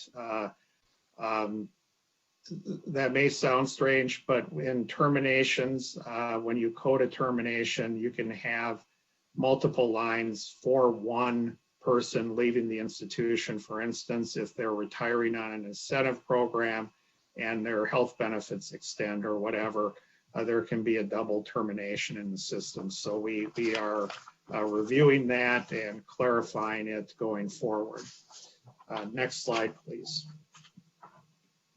This is the historical headcount data. You've seen it before. It comes from the Office of Institutional Research. And many factors can impact the number here. We do feel that our hiring process this year has had an impact on the overall employee count. These are unique employees. This is not full-time equivalents. Full-time equivalents would be somewhere between 21,000 and 22,000 FTEs. Also included in this number are rehires. And rehires, when we look at them as coded in our system, a majority of them are not administrative staff. They are faculty that are reappointed. They are 9 and 10-month appointments that leave in May and come back in the fall. Sometimes they can be fellowships. They are student research and instructional positions. Student employees are a significant piece of it. And again, temporary employees that move from one temporary position to another. Those make up over 90% of our rehires, which are factored into this total. The remaining 4 or 5% are other positions across the board. And what I would say as we look at this decrease year over year, where we see a net decrease in our work categories are in the finance and purchasing area, clerical support, and then there is some reduction of instructional staff as well. Next slide, please. Earlier in the year, we did announce that there would not be a merit pool that would typically have been administered in July of FY21. Merit pay, as you know, is a compensation program where increases in base pay are determined by market and include consideration of individual performance. Departments, campuses, colleges, units have a pool of merit pay funds, and at the department level, they decide how to award these pay increases. We do estimate that freezing the merit pay this year provided a cost avoidance potentially of $50 to $62.5 million, including fringe. Next slide, please. Starting in June, the university implemented a furlough and pay reduction program broadly for faculty and staff who earn an institutional annual base salary of $60,000 a year or more. This approach and the specific salary bands, of which there were 49 salary bands, were developed in consultation with faculty and staff governance groups to ensure that the program would minimize impacts on those who earned less. This program was implemented in 2 periods. The first one was June 22nd pay date through December 20th, which is upcoming. And as we know, we are now moving forward with the program for December 21st of this year through June 30th, 2021. With the estimated cost savings of the leadership pay reduction included in these two periods, we are potentially looking at a broad university impact of a little over $43 million, including fringe. Next slide, please. The retirement incentive option was implemented in the August timeframe after board approval in July. We had a 2-month enrollment period, August through October 19th. As we discussed this in the summer, when you make an estimate on something like this, it is a very broad estimate. We used historical information from the prior 3 RIOs, which indicated an uptake of about 7%. I think a comment in this meeting on the topic said the range could be anywhere between 4 and 10, depending on the environment, the pandemic, and other personal considerations. Well, we ended up at 12.3% of an eligible population, or 721 employees who took the RIO. We have looked at this based on gross salary and fringe compensation of the actual employees who took the RIO. And before including the incentive payments to the healthcare savings plan at the state, that was the incentive to take the plan. The gross savings were 37 million this year, 65 in FY22 without any replacements. With the incentives included, the net is 23.4 and then 52.1. And we are early in the process right now, so understanding what the backfill percentage will be is still undetermined. But if, again, we use the 40% backfill rate, we would see the net savings drop further to 14 in FY21 and 31.3 in FY22. Next slide, please. As you can see, we have tallied the estimates here for the programs discussed, and the overall savings is potentially significant. The estimated RIO savings with a 40% replacement rate is actually going to be 88.68 million. What I would draw your attention to is the third line senior leader pay reduction is actually 1.88 million. So it's a little less than what is showing on this slide. I apologize for that, but wanted to point that out. And that does have an impact on that lower slide, or that lower note on the bottom. So the third line is 1.88 million. The overall savings is 118.88 million. And with a 40% replacement rate, it would be 88.68. Next slide, please.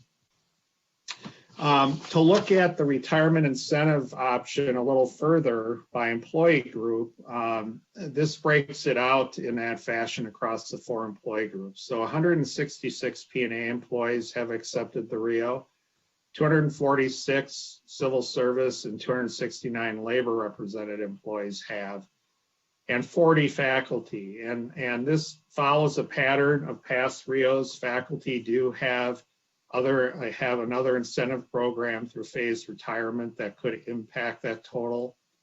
But we did have 40 faculty member accept the program.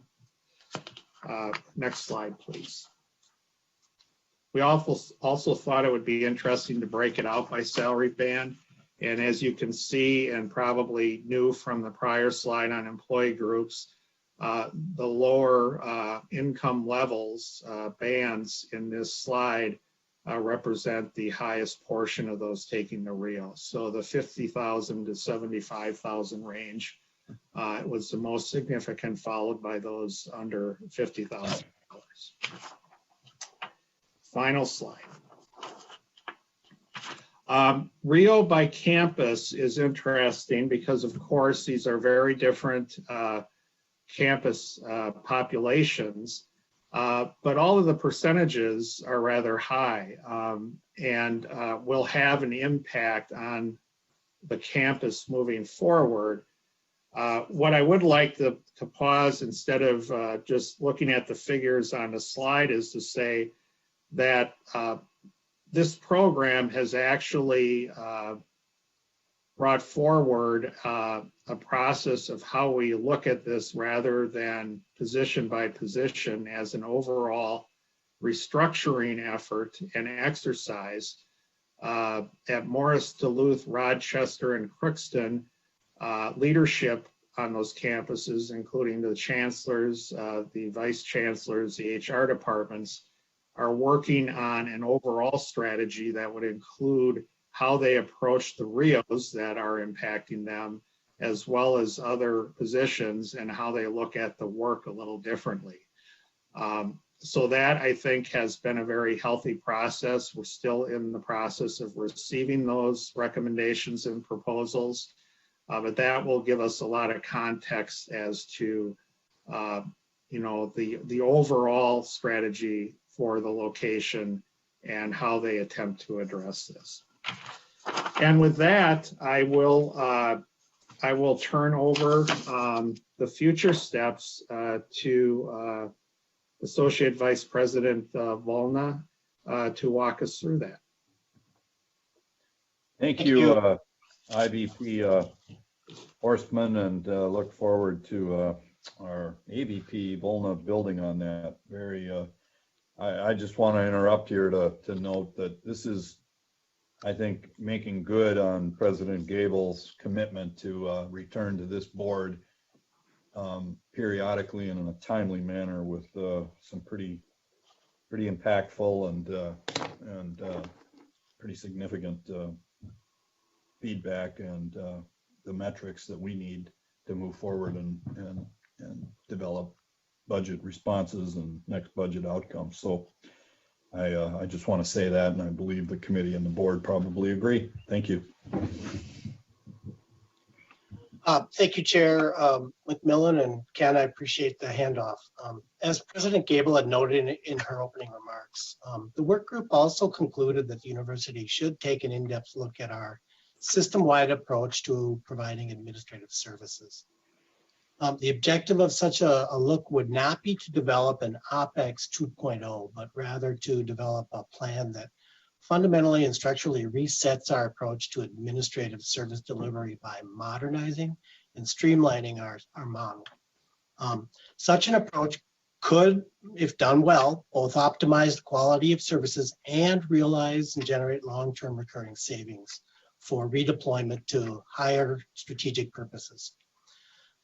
This work will, the focus of this work will include some of the things you see here. We're going to examine shared services for the university. It will include renegotiating or more fully leveraging existing and future purchasing contracts, leveraging the use of technology to create efficiencies and reduce costs and capture cost savings, and where appropriate, exploring insourcing versus outsourcing.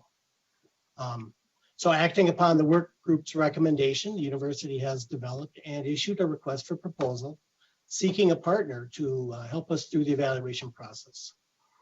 The desired outcomes are a roadmap for how we can modernize our in-scope processes to achieve efficiencies, how we can improve our overall service quality, how we can fully leverage the capabilities of the university's robust systems and technology investments that we've made, and to impact future cost growth and capture those savings for redirection to strategic priorities. Next step, slide, please. Our key expectations about the breadth, scope, and boldness of what the vendors should include in their proposals are really captured by the guidelines we've listed here. We expect proposals to include things like the modernization, streamlining, and evolution of all administrative and support activities and functions. We expect all types of units, all campuses and locations to be in scope. We hope and expect that alternative organizational and service delivery models will be addressed. Where appropriate, insourcing versus outsourcing analyses and recommendations which should be included, and recommendations that enhance revenue generating opportunities. At this point, the only area we have indicated is out of scope for the proposals would be the assessment of academic and faculty activities that are part of the delivery of instruction and the scientific conduct of research. Finally, I would just like to make a note about the timing of this work. We understand the value of communication and consultation. We've adhered to that in many of the things we always do, and we will incorporate that into our approach. At the same time, there is an urgency to this work, and we will be as nimble and driven as possible. We expect to have a firm selected before the February board meeting, and our expectation is that the selected firm will conduct their assessment throughout the winter and spring. We want the recommendations finalized and delivered to us by this summer, and the implementation would then follow on the heels of the recommendations. We expect that some of these recommendations may involve organizational, structural, and cultural changes to reap benefits. And we think it's important to recognize that the implementation phase will take time to do it right. We don't really expect to reap immediate benefits or savings, and we don't see this effort as a resolution to the current sort of immediate budgetary challenges that you and Julie and others have been addressing throughout. However, to achieve the goals of modernizing and streamlining our administrative service delivery and to capitalize on the long-term operational and financial benefits, experience has taught us that it's important that these efforts be implemented in a way that ensures that the changes are culturally embedded and fully sustainable for the long term. And that ends my 2 slides, and we are happy to stand for questions. Okay, thank you, Vice Presidents Horstman, Volna, and President Gable. I'm going to move right into some input here, and I'm going to again reiterate that the regents, we're starting to bump up against time limits now, but this is consequential stuff, so I don't want to blow past it. But try and keep it high level here, and if you've got more detailed stuff, Vice President Tonneson will be walking us through early looks at how this budget will end and how the next one might come together, and that's probably the right place for more specific questions. So, Vice Chair of this committee, Regent Beeson, I'm going to start with you. Make sure you're unmuted. Sorry about that. Thank you, Mr. Chair and Mr. Horstman, for the presentation today, and good progress on reducing one-time costs, and it's going to inform us on long-term savings, and there'll be opportunities to process and assess that. I'm really focused on my comments, though, on Mr. Volna's presentation. I've talked briefly with Senior Vice President Franz about this shared services initiative. This is something that we've been talked about for 10 years. We've never acted on it. I think there's some real upside, and there's plenty of examples of how it's been done differently around the country, and I think we can learn from all that. I do hope, and I would like to get a commitment from the President and Mr. Volna to really look at industry, large corporate industry, about how they manage us. Because frankly, and even my small business at the bank, we're always dealing with sort of standardization and centralization and control and dotted lines and all that. I think there's just a lot of, whether we decide to adopt a full corporate model or not on these backroom services, I really like to have our people get the input from a corporate COO in town, and hopefully we can do that. I would also, and I haven't mentioned this to Senior Vice President Franz, at the same time we're doing this, I think it makes sense to look at the spans and layers. We did a plan in 2013. I don't think we executed on that plan, but this is sort of the number of employees on average for an organization and the hierarchy of the organization. And I think at the same time we're looking at how we're delivering it, we should also look at that exercise. as well. But I'm glad we're doing this.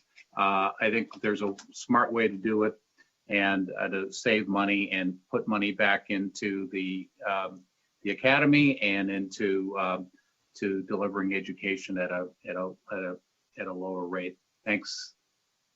And maybe some feedback from Mr. Volner, the president, on my first suggestion about business input. Let's start with President Gable there in response to Regent Beeson's input. Thank you, Mr. Chair. Regent Beeson, yes, absolutely. The process assumes formal and informal advice, whether that would ultimately take the form of adding external community members like a COO, as you were describing, to the working group, maybe in an ex officio capacity, hasn't been decided yet. But the importance of that perspective and know-how has absolutely been discussed. And I actually think we're very fortunate to have the benefit of it right next door that many of my peers would envy having available. I concur. Vice President Volner, you concur. Okay, got it. Let's keep going here and turn now to Regent Swigum.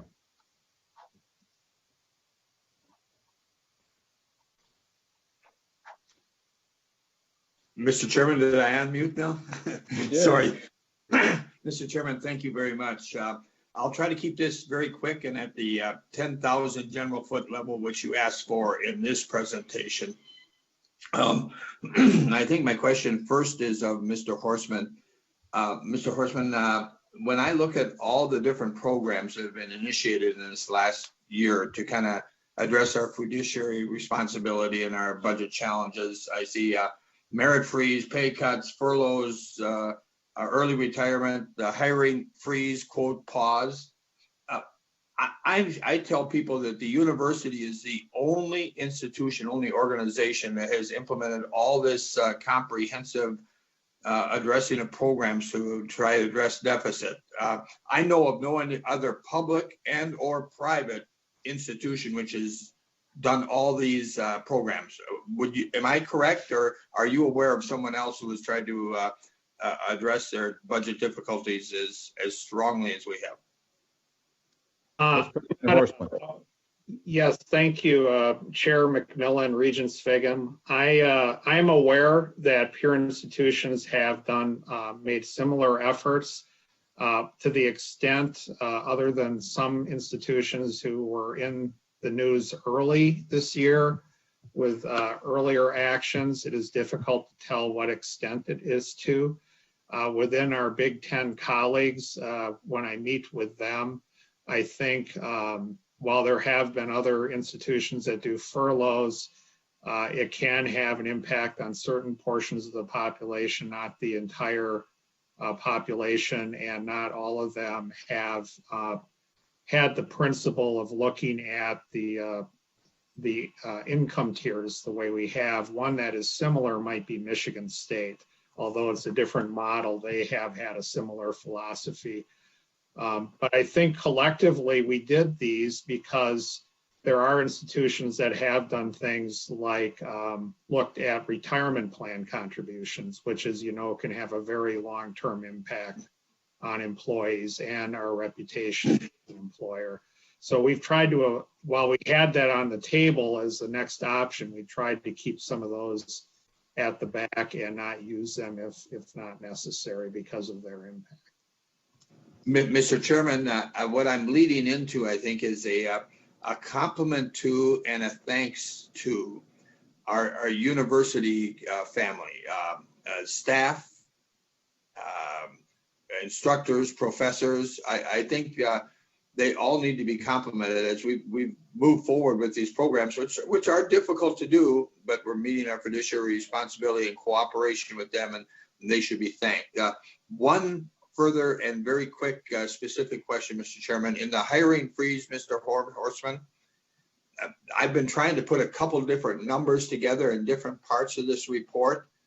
And the best I can come up with, and it may not even be best, but the best I can come up with is we are actually rehiring about 75% of the positions which become open to some termination of some way or form. Am I in the ballpark there with a 3 out of 4 number? I think you are, Regent Sviggum. And again, as I mentioned, I believe as you look at that, many of those are just the nature of how our appointments work. You know, you could take student employment out of that and it would be a much different number. You could look at 9 and 10-month appointments differently, which are in the rehire number, and it could get down to a much smaller number. But if you include all that and they are employed here, you are correct that we have a very high percentage just due to the nature of that employment compact. Thank you, Mr. Chairman. Very good. A lot of heavy lifting in a lot of places. Difficult stuff, but important to do. Let's see. Next on our list, I think, is Regent Hsu, and I know I've got more than that. I'll catch up, but let's go to Regent Hsu. I think I missed Regent Anderson. But start with Regent Hsu, then I'll come back to Regent Anderson. Okay. Thank you, Mr. Chair. My comment is just simply that I'm glad we're doing this, but I hope that we are taking into consideration where higher education is headed and where we should be headed, as opposed to just getting back to business as usual. Thank you. Thank you, Regent Hsu. Regent Anderson. Thank you, Chair McMillan. I'll be really brief. I agree with both Regent Beeson. We need to look at efficiencies, and I really agree with Regent Sviggum that I think one great opportunity we have out of this is the high usage of the retirement incentive offers. You know, those people are leaving. They're going to take a small incentive to leave.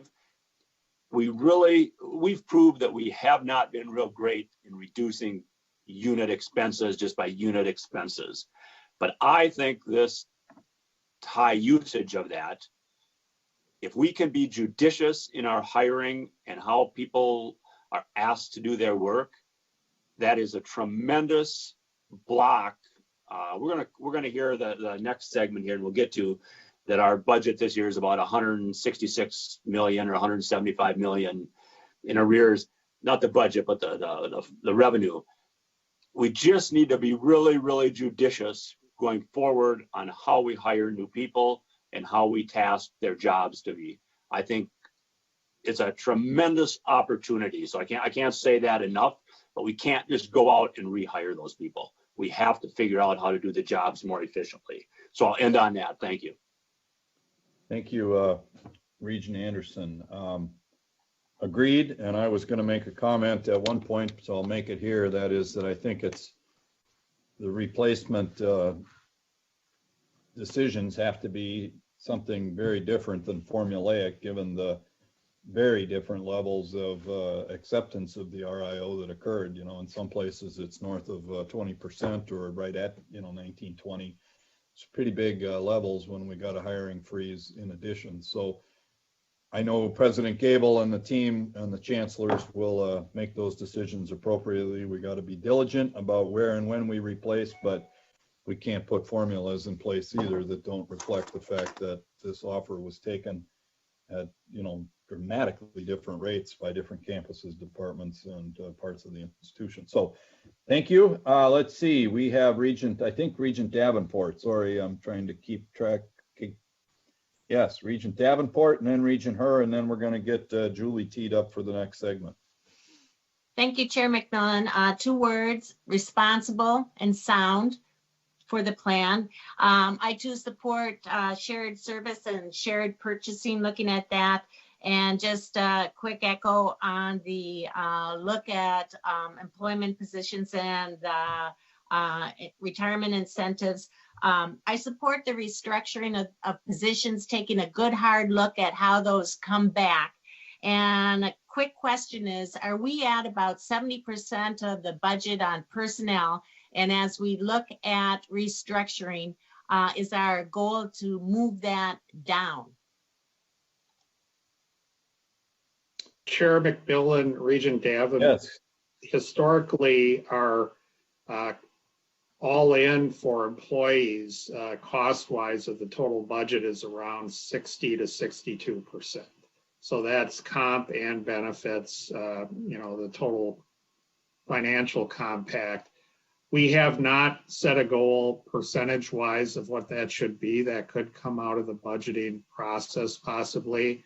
What we are trying to develop on this journey, if you will, is the discipline to look broadly at the entire body of work and to think differently about how it's done. And from that, it may result in a different makeup of the department, different positions. And so that is the approach we've used so far in the hiring freeze in the Rio, but the budgeting process itself would address that percentage ratio. That answer your question, Regent Davenport? Yes, and if I might just add, I'm not asking for that as a goal.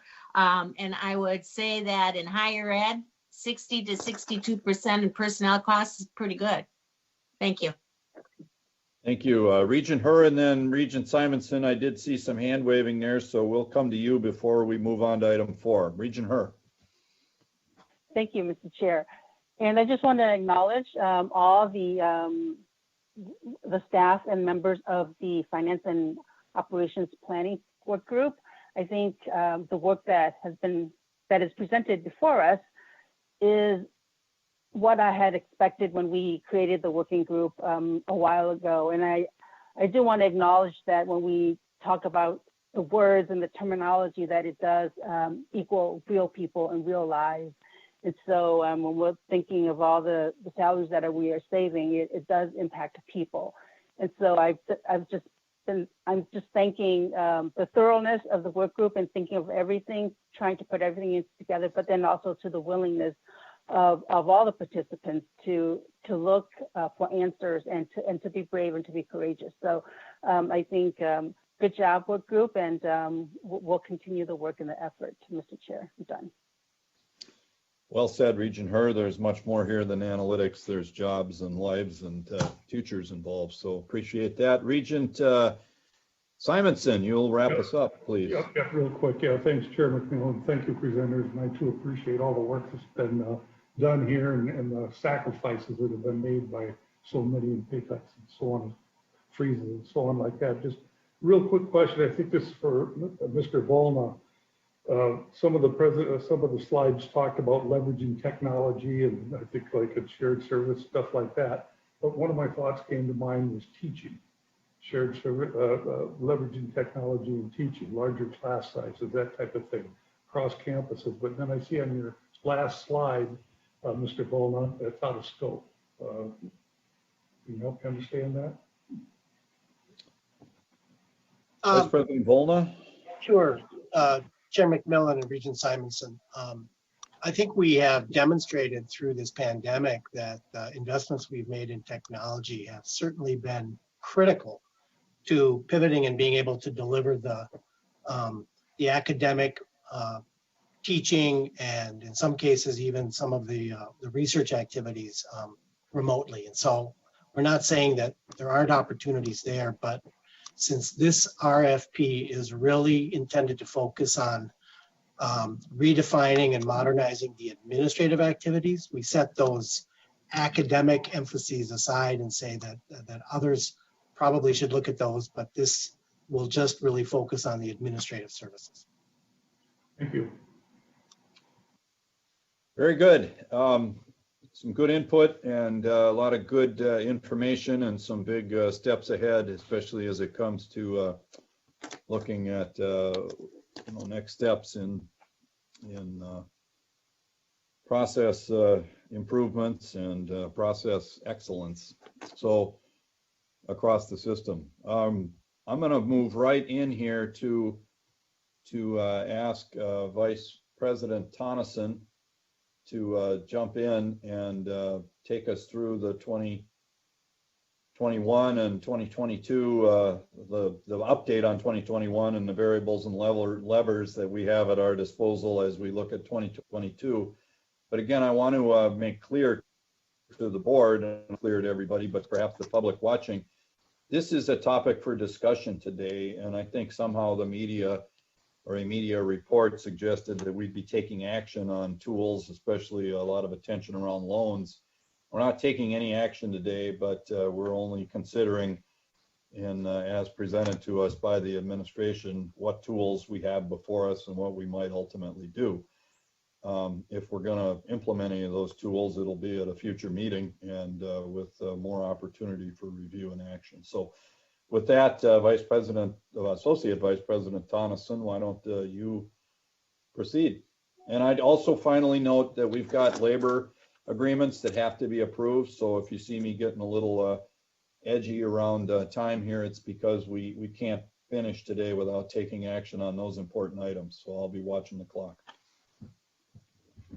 Thank you, Chair McMillan, and good morning, everyone. I'm going to get my materials up here really quickly.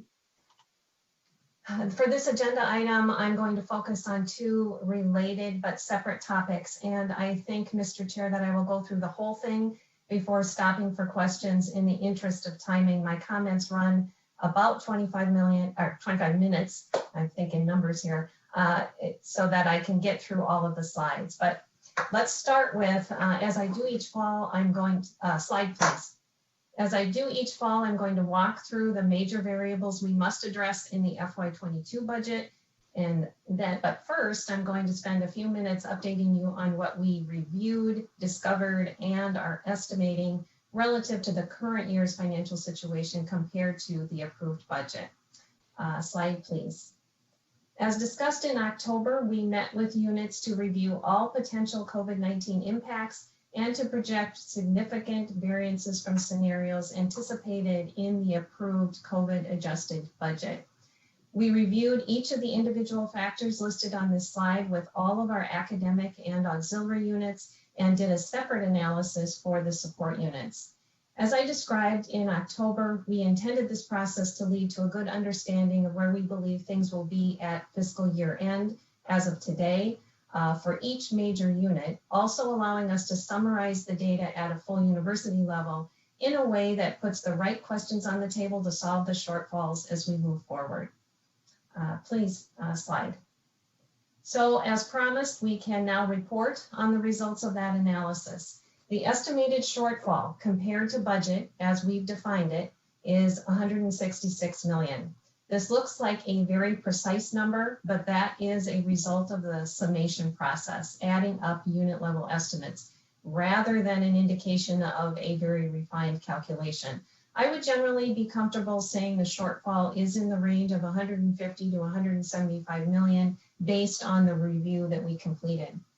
The first component of that shortfall is the updated tuition revenue estimate for the year compared to what was budgeted. Across all units, we are anticipating to be down 16 million. And as the slide indicates, that is the result of a roughly $20 million shortfall across 15 units, offset by a projected surplus in 5 units. Some amount of this will be a recurring loss in the sense that if you think about it on the undergraduate side, this year's incoming cohort will be with us for the next 4 years, we hope. So even if enrollment rebounds next fall, this year's class will continue to work its way through at a smaller number and with a different mix.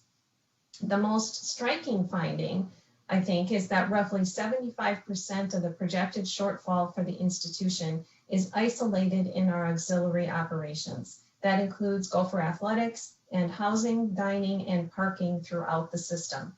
This is not surprising given the conversations we have had up to this point about reduced Big Ten athletic events that bring a loss of ticket, conference, and TV revenues, the fact that lower occupancy rates and decisions to shorten contract periods for housing and dining mean significantly lower revenues for those operations, and the work at home situation coupled with virtually no events and reduced reasons to be on campus, leading to very little demand for parking.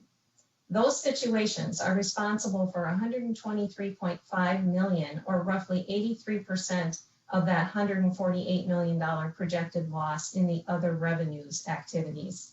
The remaining 24.5 million is related to reduced educational sales, some clinical income, and other external sales associated with a variety of things like the Arboretum, study abroad programming, or even the Child Care Center.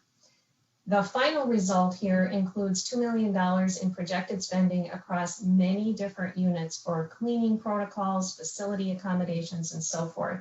This only reflects relatively large expenditures outside of auxiliaries that we are wrapping into our planned solutions. And on that point, I do want to mention here that particularly related to the large shortfalls described for auxiliaries, these are net numbers that already reflect pandemic cost increases as well as cost reductions where that is possible. In some cases, there's little room to reduce costs while we are attempting to increase services and service options for students. But those net numbers are for the auxiliaries. The other activities are really not net, and we'll talk more about that coming up. Slide, please. I won't describe each of these solutions today as we fully discussed them in October, but it is important to know that as we review the unique revenue and cost situations across the units, we also applied these solution options in a unique way for each one of those units. For some, we stopped at the use of their own furlough and TPR, or temporary pay reduction program, savings and their balances to address the shortfall. For other units, we relied on this full suite of tactics. At this point, we are contemplating loans only for auxiliary operations, as we have previously discussed. Slide, please. In total, the plan as it exists today involves the following. First, the total projected savings from the furlough and temporary pay reduction program in unrestricted funds only, and just for the academic units we reviewed through this process, is approximately $30 million. Note that this doesn't match the total that Interim Vice President Horstman displayed in his presentation. It does not include savings in restricted funds, and it does not include savings in all of the support units, which is actually in a different column on this table. Second, we are relying on just over $50 million of unit level balances to address what we believe will be one-time losses. Third, in some cases, units will need to implement budget reductions from the list of options they submitted earlier in the summer for a potential 3% and 6% target, which could include taking advantage of the RIO savings and the hiring pause savings.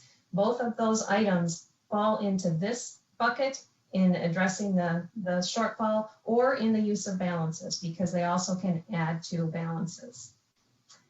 Fourth, we are planning to move $4 million in one-time furlough TPR savings away from administrative support units to academic units that have need. Fifth, at this point, we are planning to transfer $4.5 million of central reserves to academic units with need. You will remember that with the FY21 budget, you approved the use of up to $35 million of what was then estimated to be a $49 million central reserve balance.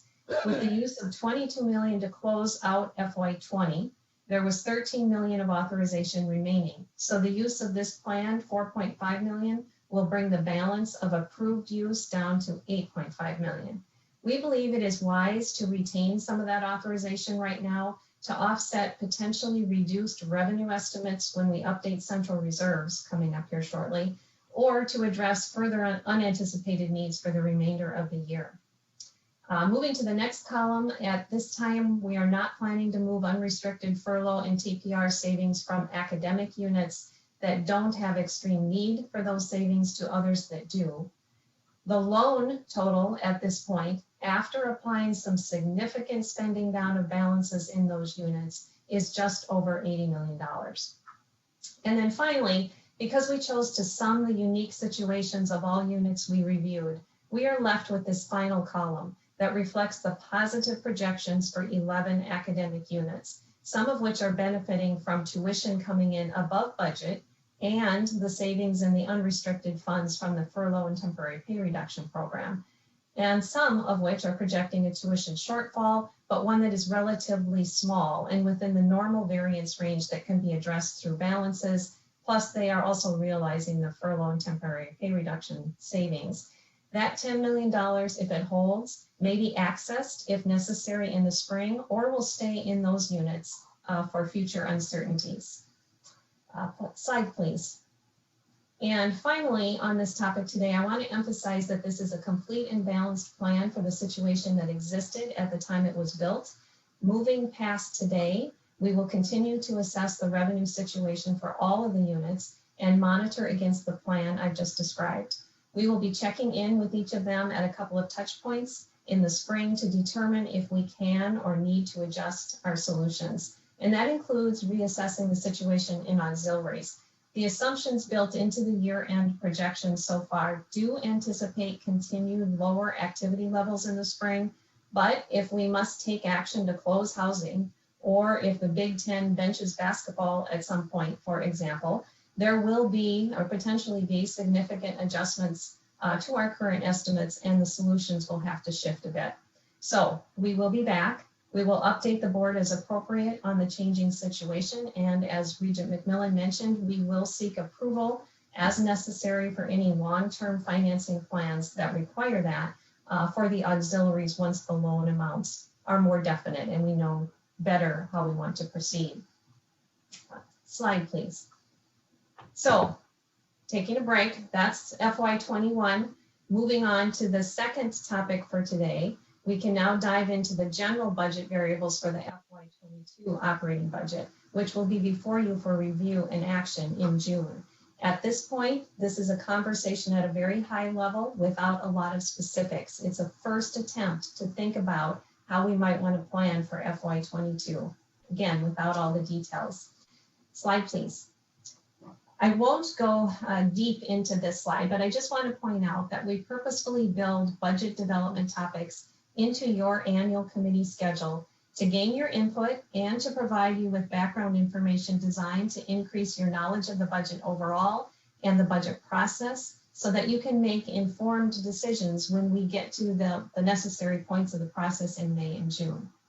Our next step in that after today will be in February, when we will bring you more specific values related to the budget variables for FY22. So funneling it down to a more specific conversation.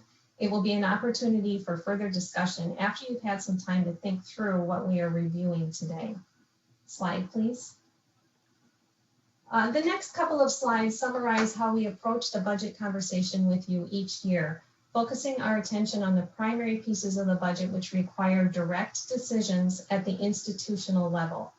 Your docket materials describe how we think about this budget framework in more depth on page 22, I believe, but just to, on 122, but just to highlight it for purposes of this discussion, I want to be clear, the budget we bring before you for review and approval is an all funds budget.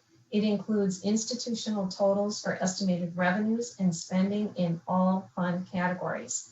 However, it is the state O&M appropriation and tuition funded portion of the budget that holds real-time opportunities shaped by leadership decisions. Decisions that can impact all mission activities of the institution and allow us to adequately address the support and infrastructure needs as well. This is where the discretion is located to influence goals and priorities directly and indirectly through addressing the less fun but equally important infrastructure obligations. We cannot do that as easily with our quote other revenues. For most of those other funding sources, there are few actual direct decisions that are needed at the institutional level to move forward. Each unit involved in those activities is required to balance the budget for them, to estimate and influence revenues and manage the associated costs. We monitor those other fund activities and we leverage them where possible to help out the portion of the budget traditionally funded by the O&M appropriation and tuition. But those interactions are on the margin. The bulk of our budget discussion with you remains on those two large discretionary funds, the state O&M appropriation and tuition. Slide, please. Within those two fund categories, which represents over 40% of our total revenues, the math is pretty simple in terms of the budget. Our general framework each year involves aligning the incremental change in available resources to be equal to or greater than the incremental change in costs and planned investments. So first today, I want to highlight the cost variables that are most important to think about in shaping the FY22 budget within that equation. Moving to the next slide, please. This chart shows the average annual rate of change in total expenditures from 2011 to 2020, adjusted for inflation using the CPI. The maroon bars show the rate of change for all non-sponsored funds combined, adjusted to 2011 dollars. And as you can see, the rate of change varies across these years from a -2% to a +5%, with the average being 1.4%. The gold bars reflect the same thing for just the state and tuition funds portion of those totals. And here the rate of change varies from a -1.7 to a +3.1, slightly less volatile in those funds. In the next several slides, we will talk about the variables that are within these numbers that have the most significant impact on budget planning. But I think from this view of total expenditures, one of the more important lessons is that while the rate of growth has been close to the CPI on average, it masks the real budgetary challenges that exist in managing cost increases for some items that routinely outpace general inflation. Things like faculty recruitment and retention, healthcare, library subscriptions, large system improvements, and unique lab supplies. The truth is that we must address those cost increases, and we have done so in part by reducing spending in other areas. Therefore, the totals do not show that sort of higher rate of growth in costs embedded within there that would otherwise exist. Turning to the next slide and the most important or pertinent variables for budget planning. Compensation remains our largest expenditure category because we are largely a people place. As mentioned in the previous presentation, generally somewhere between 60 and 65% of our budget is spent on personnel, lately about 62%. Prior to this fiscal year, FY21, we experienced an 8-year period of relative stability in terms of salary increases in the 2 to 2.5% range. You can also see, however, that during a previous period of budget instability in that FY10 to FY12 time period, we implemented salary freezes to hold costs down.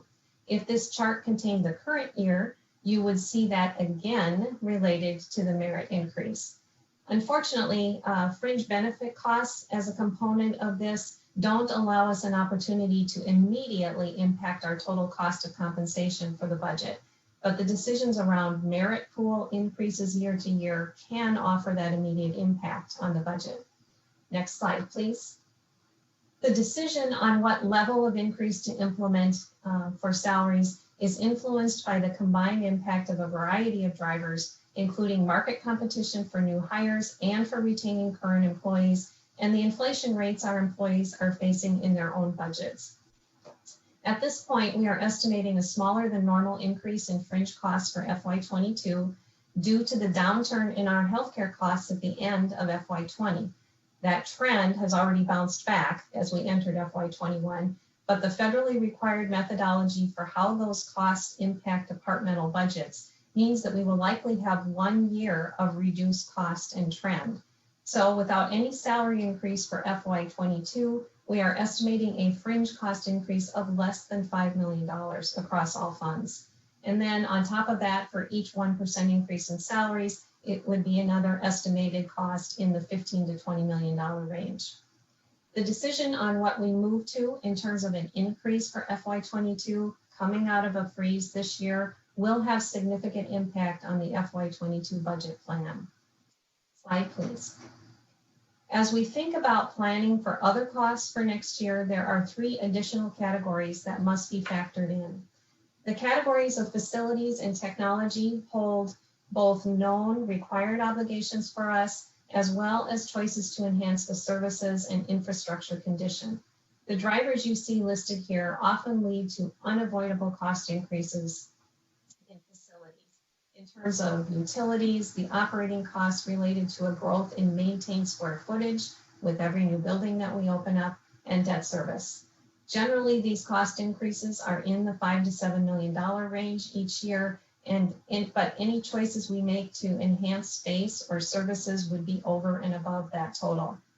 A similar situation exists for technology. Negotiated vendor contracts often require an increase of $1 to $2 million per each year, while choices we might make to update or expand systems and functionality could push that total higher as well. And finally, as part of the budget process, we make decisions about how best to address operating needs of our various units and strategic initiatives. Potential investments routinely surface every year as we work our way through the budget process. The challenges and opportunities that we discuss vary by unit and vary by year, depending on changes in the environment, like the changes in enrollment I discussed earlier, and depending on also on the programmatic goals and priorities of university leadership. There are never enough resources to do all that we would want to do. You've heard me say that on multiple occasions. So the budget process involves making a decision about how much to plan for these types of investments, and then prioritizing the proposals guided by the strategic plan, as well as the immediate needs that surface in the annual budget process. In most years, planning for something between $10 and $20 million for this category would allow for addressing the very highest priorities. For FY22, I would say that we have to push a bit harder here due to the multi-year impacts of the pandemic, particularly related to the tuition revenue issue I mentioned. While we must ask the question about where the additional resources will come from to address all of these cost increases, it is evident that we have been controlling overall cost growth at the same time through our reallocation process. We are constantly looking for innovative ways to improve how we do our work, to offset the significant cost challenges I just talked through, and to lessen the pressure on revenue generation. Slide, please. So moving on to the revenue variables, there are 4 major resource categories that are relevant to the budget framework planning for FY22, and I will briefly summarize the situation for each in turn. First, advancing to the next slide, the state appropriation at $695.7 million this year without adjusting for inflation, that appropriation remains roughly $13 million less than the university received at its peak support in FY08. Adjusting for inflation using CPI, an appropriation of $708.8 in FY08 would have the same buying power as $881.7 million today, which is $186 million more than our actual appropriation. As you approved in October, we submitted a request to the state of Minnesota to increase our base appropriation by $15.5 million in each of the next 2 years. That very modest increase would begin to close the gap just a bit, represented on this slide, and it would greatly improve our ability to cover costs and investments next year. If, on the other hand, they decide to reduce our current appropriation based on a revised and worsening February forecast that is a potential, or other pressures in their budget, it will likely mean a delay in advancing some program services and goals identified in the strategic plan, or it could mean deeper budget cuts in university units and potentially greater pressure on tuition in order to balance the FY22 budget. And turning to tuition in the next slide, tuition revenue is impacted by a variety of things, including the tuition rates, enrollment, course registrations or credits per student and how they fall within or outside the tuition band, the mix of students, resident versus non-resident, graduate versus undergraduate versus professional, and even the portion of students eligible for different waivers. Our best estimate using trend data at the college and campus level and assuming no overall change in enrollment from the lower numbers based on this fall is that each 1% increase in the rate would yield the revenue gains in this chart. A 1% increase across all categories of students would generate an estimated $9.4 million in new revenue. Today on the Twin Cities campus, the resident undergraduate rate ranks 7 out of 14 in the Big Ten. And although we had achieved a ranking of 8 out of 14 for the undergraduate non-resident rate, that has fallen again to 10th after the 2 schools just below us implemented rate increases this year. The system campus rates continue to be on the high end compared to most of the schools with which they compete for students. We build tuition rate plans considering a number of variables that can differ by unit, but we have not backed into a tuition rate for any group of students just to balance the budget. The final rate is a conscious decision each year, balancing the real costs faced by the institution, the availability of other resources, our ability to lower internal costs, and the concerns shared by everyone regarding the student's ability to pay. Slide, please. The third resource category I wanted to summarize today is what we have been calling reallocations in recent years. This is our internal practice of finding efficiencies or purposely reducing or eliminating expenditures on a recurring basis in order to reinvest existing resources in new things. Of course, it wouldn't be a technical reallocation if the permanent reduction was necessary to offset a loss of revenue. Most likely in that scenario, we are in the position of implementing exceptionally large expense reductions for two purposes. In part, to offset the loss of revenue, because that's a real loss and no gain, no ability to reinvest. And in part as a reallocation to cover other cost increases or higher priority investments, because they don't go away either when the revenues drop. The amount of planned internal budget cuts as included in the board approved budget for the last 10 years is displayed on this line chart. For the majority of those years, we implemented reallocations in the 1% to 2% range, calculated on a consistently defined base of state and tuition funds. Moving forward, we have to choose how deep to push the budget reductions for FY22. Preliminarily, we have instructed units to provide plans for up to a 9% reduction due to the uncertainties we face as a result of the pandemic. As we move through the process, we can and will continue to refine those targets. The process of deciding how best and where to implement expenditure reductions is always aided by clear direction from leadership at all levels on which activities are priorities and which are not. So the strategic plan and your input could greatly aid in this task moving forward. Next slide, please. Again, I won't go into detail here because we spoke to this in the previous agenda item, but I just wanted to reiterate and emphasize here that the efforts under the work group recommendations will serve to achieve the goals that you see here and ultimately will contribute to future efforts to control costs. Due to the timing of that effort and the broad scope of the analysis, as we mentioned, it is unlikely that there will be any significant impact on the FY22 budget, but we will keep our eyes and ears open for opportunities along the way and will incorporate anything we can as early as next year. Finally, moving to the next slide, I want to say a few things about the non-framework revenues and how they fit in. You've seen this chart in previous presentations. It shows that while the state appropriation has fallen as a percent of our overall revenues, tuition and other revenues have increased as a portion of that total. So while we are more tuition dependent than in the days of higher state support, we are also more dependent on our array of miscellaneous revenues. The goal for these other revenues is to continue to grow for two purposes: to cover cost increases associated with the activities able to generate those revenues so that subsidies from state funds are not necessary to fill the gaps, and to potentially actually take the place of state and tuition funds in covering some of our current infrastructure and programming costs. Our intent is to continue to increase these revenues as a percent of the total budget to leverage them as much as possible. This is hard work carried out by many people across the institution, and not every unit has this opportunity, but it does remain a priority. Next slide, please. Before we turn to discussion today, I wanted to finish with some reminders about the budget process. First, this chart offers a good opportunity to emphasize that the budget for the university is actually the sum of many different units' budgets. This chart identifies the academic RRCs, the Resource Responsibility Centers or budgeting units, down the left side. And for each, it shows their revenue portfolio for FY20 as different colored sections of each bar. We could spend a lot of time talking through the many different lessons from this chart, but for today, I want to only highlight a few.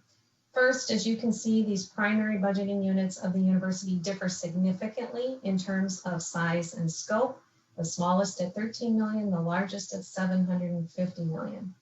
Second, this slide shows the different revenue dependencies by unit.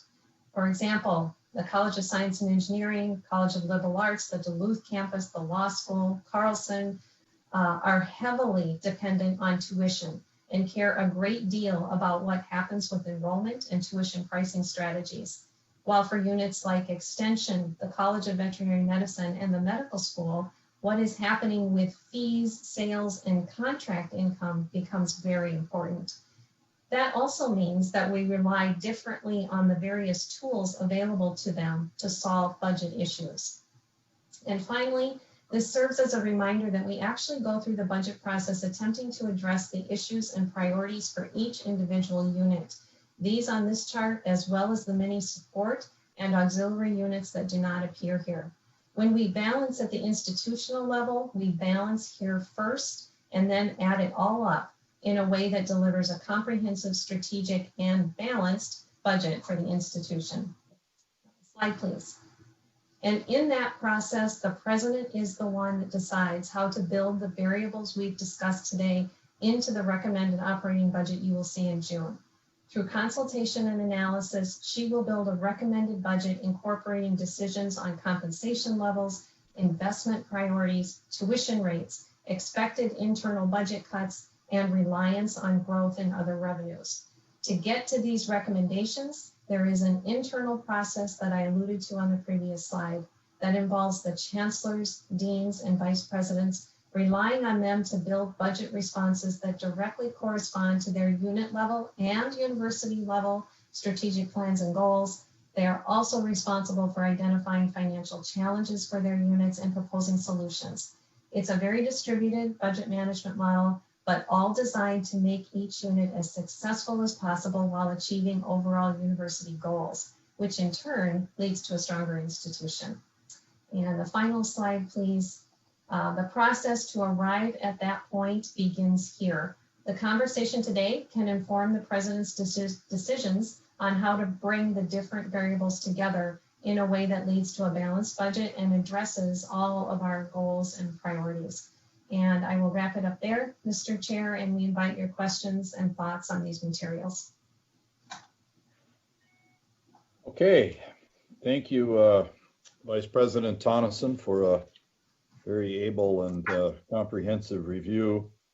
And as we turn to regents and questions and input, I might suggest that you frame them as you ask questions or provide input around the sort of the first or second half of what Julie just walked through, and the first half being 21 possible solutions and outcomes, and then the second half being budget levers and inputs and outcomes for the 2022 and beyond period. That might help.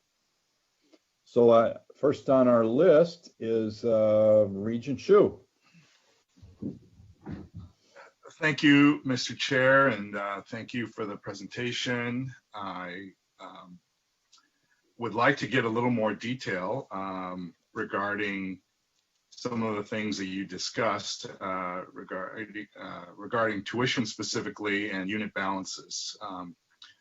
You had some units increasing tuition revenue, some holding steady, and some with declines.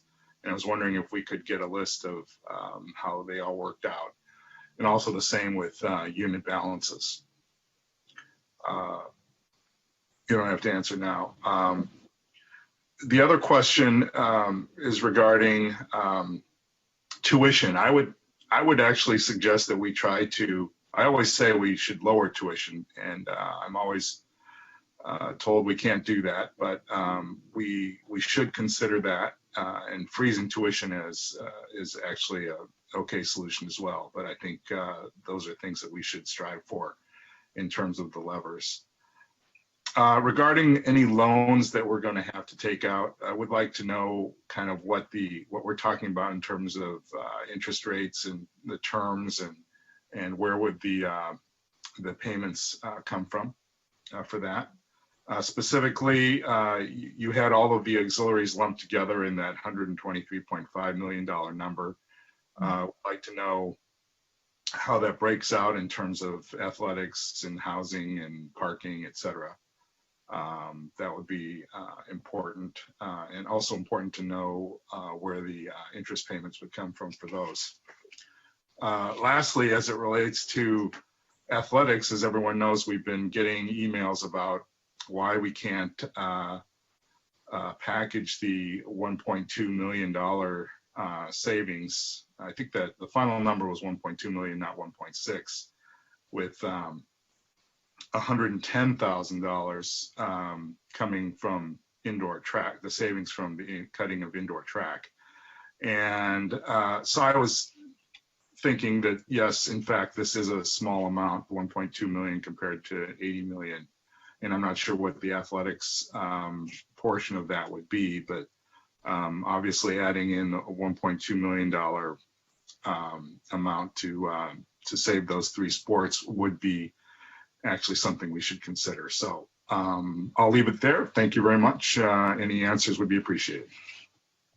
Thank you, Regent Hsu. I'm going to suggest that the team take what several of those, like 21 outcomes in tuition and balance, and what I heard Regent Hsu ask for was more detail, and we take those offline, and that, not offline, but that you deliver that stuff to the full board afterward and focus instead on not his ask for more details, because you can provide that in a more timely and or a more time effective way later, but focus on the questions. And I heard one around athletics, and I think there was another one in there. So I don't know who wants to tackle that, but let's not spend time right now on detail that Regent Hsu appropriately asked for. Right, Chair McMillan and Regent Hsu, on the, we will get to the details that you requested. On the loans, I do want to make the comment that it would be our full intention to bring before you the very details as we build the recommendation around the loans. You will get the details on the interest rate, the vehicle for the loans, how it would actually be structured, what funding we're going to use, the plan, the interest rates, our estimated annual payments from each of the units, and how we would propose they pay for that. That will all be part of the package when we bring the loans to you. We are actually looking at a variety of options there, and so don't have a final answer on how we would proceed with that as of today, but we will bring you those details. In terms of adding to the loan for athletics in the way that you suggested, I think that would require a larger analysis of not just the 1.2 or the specific numbers that you mentioned, but there are some larger context numbers around that decision that would also have to be incorporated into that analysis, which we can talk about also at a future time. And there are other considerations beyond just that 1.2 million if you were to add back those sports, is my point. Yes, thank you very much. Okay, Regent Simonson, and then we'll go to the student representative, Ali. Thank you, Chair McMillan, and thank you, Vice President Tonneson. I also am not interested in raising tuition or I'm more interested in alternative sources of revenue, as I've said before. So I'm looking very forward to Vice President Kramer's discussion this afternoon. But I guess my question is, does the finance and operation, your operation, do you have good communication with the Office of Technology and Commercialization? When I looked at some of the average revenue, it ended in about 4 or 5 years. We've got 300 and some patents out there. We've helped start a number of companies, and we've averaged $20 million a year. To me, that's nothing. And I'd like to see a plan that could grow that over a few years, 80 to 100, coordinated. Does your office, Vice President Tonneson, coordinate? Do you work with the OTC? Do you work with on those types of things? And I'm really looking forward to a strategic plan that lays that out so we can bring tuition down and this other revenue up. Okay. Chair McMillan, President Tonneson, go ahead. Regent Simonson, we do, thank you for the question. We do work directly with Vice President Kramer, who is responsible for that's one of the departments within his portfolio, as you are aware. So we work directly with him. He is part of our senior budget team that meet regularly throughout this budget process, more than they want to, I'm sure. And so he is very much aware of this particular goal and your priorities here. And so yes, the answer to your question is we do work with them to try to understand how we can, that's one of the revenues that we hope to leverage if we possibly can in ways that help the O&M and tuition part of the budget. And that is on our agenda. Thank you. I'd like to see like a 4, 5, 6-year plan that shows the growth there, the planned growth, the expected, and then how that's updated. So thank you very much. Thank you, Chair. Thank you, Regent Simonson, and Student Representative Ali, your turn. Thank you, Regent McMillan, and thank you, Vice President Thompson, for the presentation. So I wanted to start off by saying I agree and echo with Regent Shu's statement and Regent Simonson's statement on striving to lower tuition or put in place a tuition freeze. As a student representative, this is a high priority for students and something that students look forward to as the discussion continues. So I just wanted to ask you if you could further explain how our system campuses compare to their peers or competitors in the region in terms of tuition rates. Page 99 offers a highlight on the Twin Cities comparison to the Big Ten, to other Big Ten institutions, but not our system campuses. And then the second question that I also had was if you could further explain the reasoning of not using loans as an option for our system campuses like Duluth and Morris. Sure. Go ahead, Regent, Vice President Tonneson. Thank you, Chair McMillan, Student Representative Ali. First, on the question about where the system campuses fall relative to their peers. When we look, and there's different ways to define peers, but if you look at the schools with which they compete for enrollment in the region primarily, our tuition rates are on the high end. They are higher than most of those schools. And that is, and we have acknowledged that and have tried to hold down rates of increase differently for our system campuses than we have for the Twin Cities campus. There are some obviously private institutions that we also lose students to that have higher rates, but in terms of the public institutions, we are on the high end there. In terms of the loans, I am including the system campuses in that.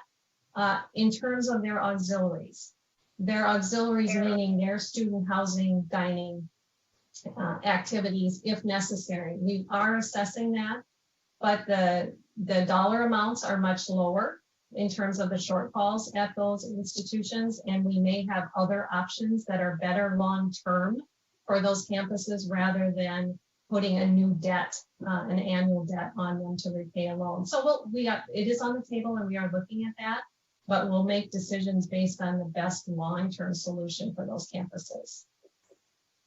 Okay, thanks for that question on tuition comparisons, Representative Ali, and the board will recall when we had our last in-person gathering in Duluth in March before pandemic changed everything. We were getting into some detail about that campus's competitiveness and what we do. But I would note that in February, our next meeting of this committee, we'll take a deeper dive on system-wide campuses and certainly tuition levels and competitiveness and cost of attendance will be part and parcel of that. Let's see, on my list now, I've got Regent Beeson next, and then Regent Swigum, and then Regent Davenport, and then we're going to have to shut her down here. Thank you, Mr. Chair. Thank you, Budget Director Tonneson. The 21 projections are really consistent with what you provided us last spring, and I think that and the whole Sunrise Plan's a testament to the administration that that we laid out what we thought and where we'd be right now, and I think it doesn't really have any surprises with it. The numbers are tough, but they aren't necessarily surprising. An upside might be in terms of net tuition income that we're going to have a rebound in terms of the students that weren't on campus this year, but who want to reconnect, and they might show back up in the residence halls. And so I know that's difficult to count on or budget, but there could be an opposite effect, and we could have tuition income closer to where we have been in the past without increasing it by any amount. On athletics and on loans, if we do approve a loan for athletics, and I've been pretty vocal about athletics needing to balance their budget and running the business on their own. But as I've been thinking about that, and if we do hold them to that, they also need to get credit for all the revenue that they generate. And right now, they don't get parking revenue at all. And parking less the expenses, I think next year, next spring, and going forward as a way to repay a loan, if we do that, they should be given credit for it. Because, I mean, we can't sort of force them to count all the expenses and the overhead, including the overhead of the university, but not get the credit for all the things that they generate. And the parking that they generate is due to the activities that they're working on. And I haven't talked to them. I don't know what that number is, but it's not small. And so we need to really create fairness to the department as they move forward and incur all the expenses that they generate and get all the revenue that they generate, and break even going forward. That's all. That's my comments. Thank you. Okay, thank you, Regent Beeson. I don't know that there was a question in there requiring a response, but good input. Let's see, Mr. Langworthy, remind me where Regent Davenport, I know, and there's more. So, or one more, I think. And Regent Swigum, Chair McMillan. Regent Swigum, but let's start with Regent Davenport, and we'll close with Regent Swigum.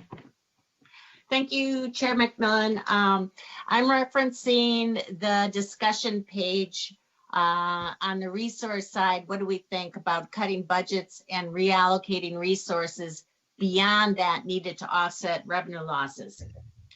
And one, we have a robust budget process, and I believe we use very realistic numbers, and I acknowledge that there are unknowns, one big one being the legislature and their actions next spring.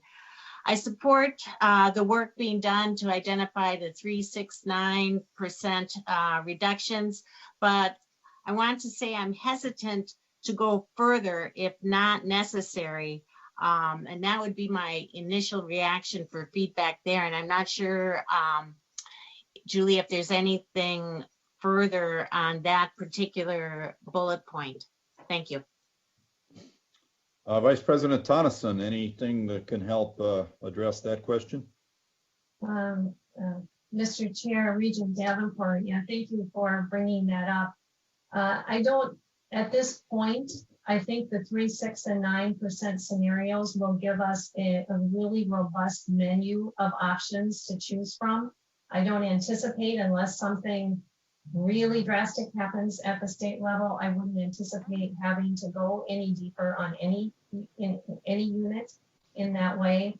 And I also will take this opportunity to remind the board that up to this point, we have not implemented any of those reductions across the board. We go in and look at the impacts by unit and try to assess how much is needed at which unit in the best way. So we'll continue to do that. But I believe the 3, 6, and 9 will give us a really robust menu of options. Thank you. Let's see, Regent Swigum, you want to close us out, and then we got a couple items, action items to wrap up with. Well, I'm not sure I'm a good closer, Mr. Chairman. Can you hear me okay? My iPad lost power, so I'm only on phone right now. If you can hear me okay, Mr. Chairman? We hear you fine. Who do you got for a utility down there? I better check it out. We don't have Minnesota Power or Elite, I guess. If it was Elite, we'd be in good shape. Okay. Mr. Chairman, just a thought as I'm sitting here, and I don't know if my 11 colleagues and the president are thinking the same thing as they're sitting there in their seats or not, but I have a thought, and it may not be a good one, but as I look at the budget two things come to my mind right here in regards to our request from the legislature, the outside revenue that Regent Simonson refers to. We very prudently were requesting only 45 million in the next biennium total.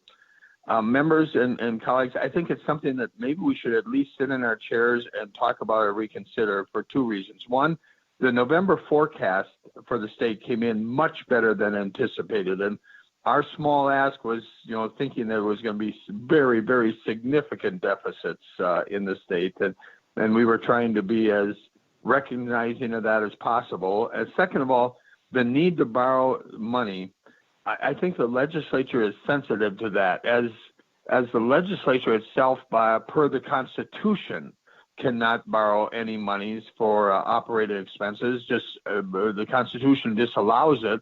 I think they might be sensitive to our need to continue our mission.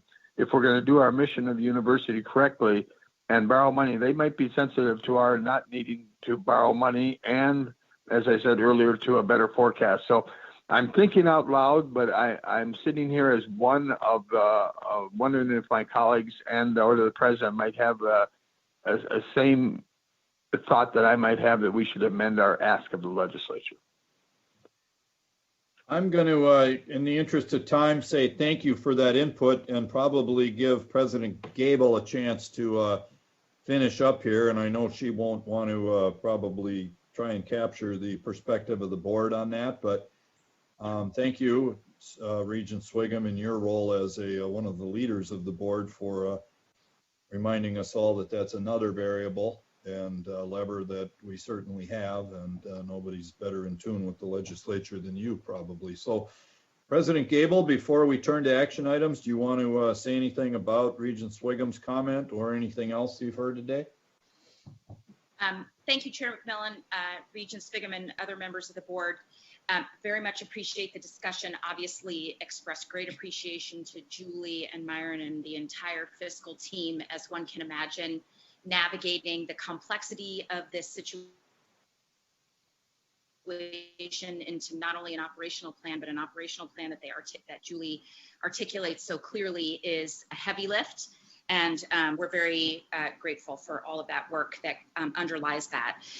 With regard specifically to the legislature, the proposal that we have made is to ask for what they gave us last time, plus inflation, as part of the overall discussion around fiscal stewardship, which is a commitment in the strategic plan, that we are reflecting that it hurts all over right now, and that we are meeting a variety of our stakeholders in the middle. Of course, ultimately developing our ask to the state in a formal way is an iterative process. And if it is the collective wisdom of the board that we reframe, then we would be delighted to do so. Thank you. Let's move on. And I hate to short shrift the big topics like that. And there's probably more people on the question list, but we've got to get these collective bargaining agreements in front of us and moved for board action tomorrow, or move forward for board action tomorrow. I think that's where we'll go, but I don't want to shortchange the committee's opportunity to have input there. So I'm going to pivot now. There's my use of a overused higher ed term to Interim Vice President Horstman again to describe these, and I think we need to take these one at a time. So you're up. Hey, thank you, Chair McMillan. The first contract is let's see which one I have here, is the recommendation for approval of the collective bargaining agreement between the regions of the University of Minnesota and District Council Number 1 of Graphics Communication Conference International Brotherhood of Teamsters Local 1B, Twin Cities Crafts and Trade Units. These, both of this one and the one coming after this, we often commonly refer to these employees as our union represented printers who do journey person level printing production and lithographic work at our printing services building located on Twin Cities campus. One 1B has agreed to a 1-year extension containing terms identical to those in the expired 3-year agreements, except that they have also agreed that their wages will remain the same for the duration of the new contract from November 1st, 2020 through October 31st of 2021. And with that, I will stand for any questions and seek your approval of that contract. All right, let's get it properly in front of the committee for action. Is there a motion to approve it? So moved. Thank you. And a second? Second. Thank you. Questions on the Graphic Communications Conference International Brotherhood of Teamsters Local 1B contract? Hearing none, I'd turn to Mr. Langworthy to call the roll on the motion before the committee. On the motion to recommend approval of the resolution, Regent Anderson. Yes. Regent Anderson votes yes. Regent Beeson. Yes. Regent Beeson votes yes. Regent Davenport. Yes. Regent Davenport votes yes. Regent Herr. Yes. Regent Herr votes yes. Regent Hsu. Yes. Regent Hsu votes yes. Regent Kenyanya. Yes. Regent Kenyanya votes yes. Regent Mayron. Yes. Regent Mayron votes yes. Regent Powell is absent. Regent Rocha. Yes. Regent Rocha votes yes. Regent Simonson. Yes. Regent Simonson votes yes. Regent Swigum.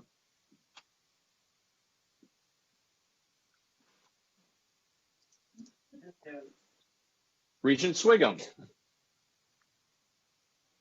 Yes. Yes. Regent Swigum votes yes. Chair McMillan. Yes. Chair McMillan votes yes. Chair McMillan, there are 11 yes votes, 0 no votes, and 1 absent. Thank you, Mr. Langworthy. The Brotherhood of Teamsters Local 1B contract is approved by this committee and will go to the full board tomorrow for action. Let's move on then to the Graphic Communications Conference of the Teamsters Local 1M contract. Mr. Horstman? Yes, similarly, this contract was requested as a 1-year extension with the terms identical to that of what we just mentioned on the 1B contract. I will add that these are the first union contracts negotiated and ratified since March and the pandemic, and all negotiations between our partners in these unions and the university were done via Zoom, much like we're meeting today. I also can add that these are very small unions, and if you look at the documentation, there's actually currently 1 person in 1M, and that is entirely possible. You can have a 1-person local. So with that, I will recommend this for approval to the board, Chair McMillan. Thank you, Vice President Horstman. Is there a motion from the committee to approve it? So moved. Thank Second. you. I heard a motion and a second. So that's before us for discussion. Is there any discussion? Hearing none, again, we'll turn to Mr. Langworthy to call the roll on the local 1M bargaining agreement. On the motion to recommend approval of the resolution, Regent Anderson. Yes. Regent Anderson votes yes. Regent Beeson. Yes. Regent Beeson votes yes. Regent Davenport. Yes. Regent Davenport votes yes. Regent Herr. Yes. Regent Herr votes yes. Regent Hsu. Yes. Regent Hsu votes yes. Regent Kenyanya. Yes. Regent Kenyanya votes yes. Regent Mayron. Yes. Regent Mayron votes yes. Regent Powell is absent. Regent Rocha. Yes. Regent Rocha votes yes. Regent Simonson. Yes. Regent Simonson votes yes. Regent Swigum. Yes. Regent Swigum votes yes. Chair McMillan. Yes. Chair McMillan votes yes. Chair McMillan, there are 11 yes votes, 0 no votes, and 1 absent. Thank you, Mr. Langworthy. By 11-0 unanimous vote, that matter moves from the committee to the full board tomorrow for action. Which brings us now, Mr. Langworthy, correct me if I'm wrong, to the consent report. That is correct, Chair McMillan. Very good. And as is typical, or as is our practice, our required practice, if anybody would like anything to be separated out, please give consideration to that and let me or Mr. Langworthy know ASAP that you would want something pulled out for consideration. And while we wait to hear from anybody, I'm going to ask Associate Vice President Tonneson to summarize the items in the revised consent report.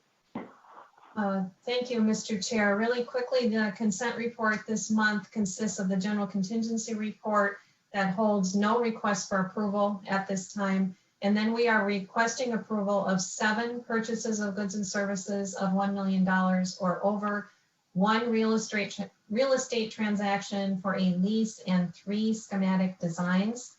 We do have people in the Zoom room or on call that we can reach if there are questions on any of the individual items, but I won't explain each of the 7 in detail given the time. Very good. Thank you, Vice President Tonneson. Any requests, Mr. Langworthy, for a separation? I'm watching my my screen here and I don't see any hands waving, but. Not that I see, Chair McMillan. All right, then I'd entertain a motion from a committee member to adopt the consent report. So moved. Very good. Moved, and I think I caught a second there as well. Discussion on anything in the consent agenda today, or consent report. Watching for hands, seeing none, I'm going to go to Mr. Langworthy again for a roll call vote on the consent agenda. On the motion to recommend approval of the revised consent report, Regent Anderson. Yes. Regent Anderson votes yes. Regent Beeson. Yes. Regent Beeson votes yes. Regent Davenport. Yes. Regent Davenport votes yes. Regent Herr.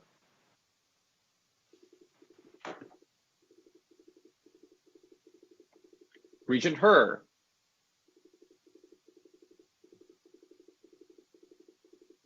Regent Hsu. Yes. Regent Hsu votes yes. Regent Kenyanya. Yes. Regent Kenyanya votes yes. Regent Mayron. Yes. Regent Mayron votes yes. Regent Powell is absent. Regent Rocha. Yes. Regent Rocha votes yes. Regent Simonson. Yes. Regent Simonson votes yes. Regent Swigum. Yes. Regent Swigum votes yes. Going back to Regent Herr.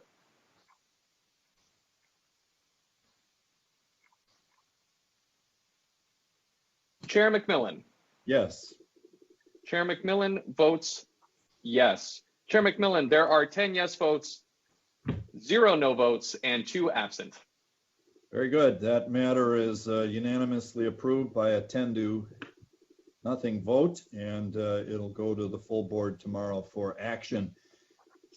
That brings us now, Mrs. Vice President Tonneson, to the information items. Anything you want to call out for our attention before we adjourn?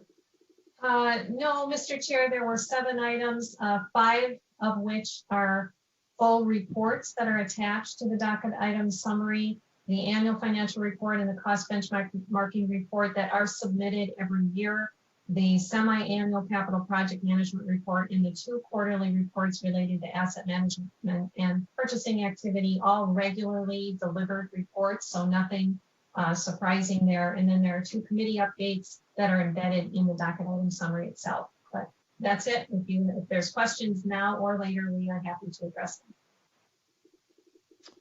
Very good. The breadth and depth of information in the report this time is quite significant. So for regents who want more info, boy, there's a lot of it there. Thank you. It's important. And on that note, I wish I could call on Mr. Langworthy to call the roll, because I'm starting to feel like I need a saxophone and get out on the field and follow his direction. But we don't have anything else to vote on, so we will stand adjourned. And before we do that, does someone from the Office of Board of Regents want to remind everyone when we restart with Regent Anderson's committee? Chair McMillan, mission fulfillment is scheduled to start at 2 p.m. There we go. I needed to hear your voice again, so thank you. And should conclude by 7 p.m.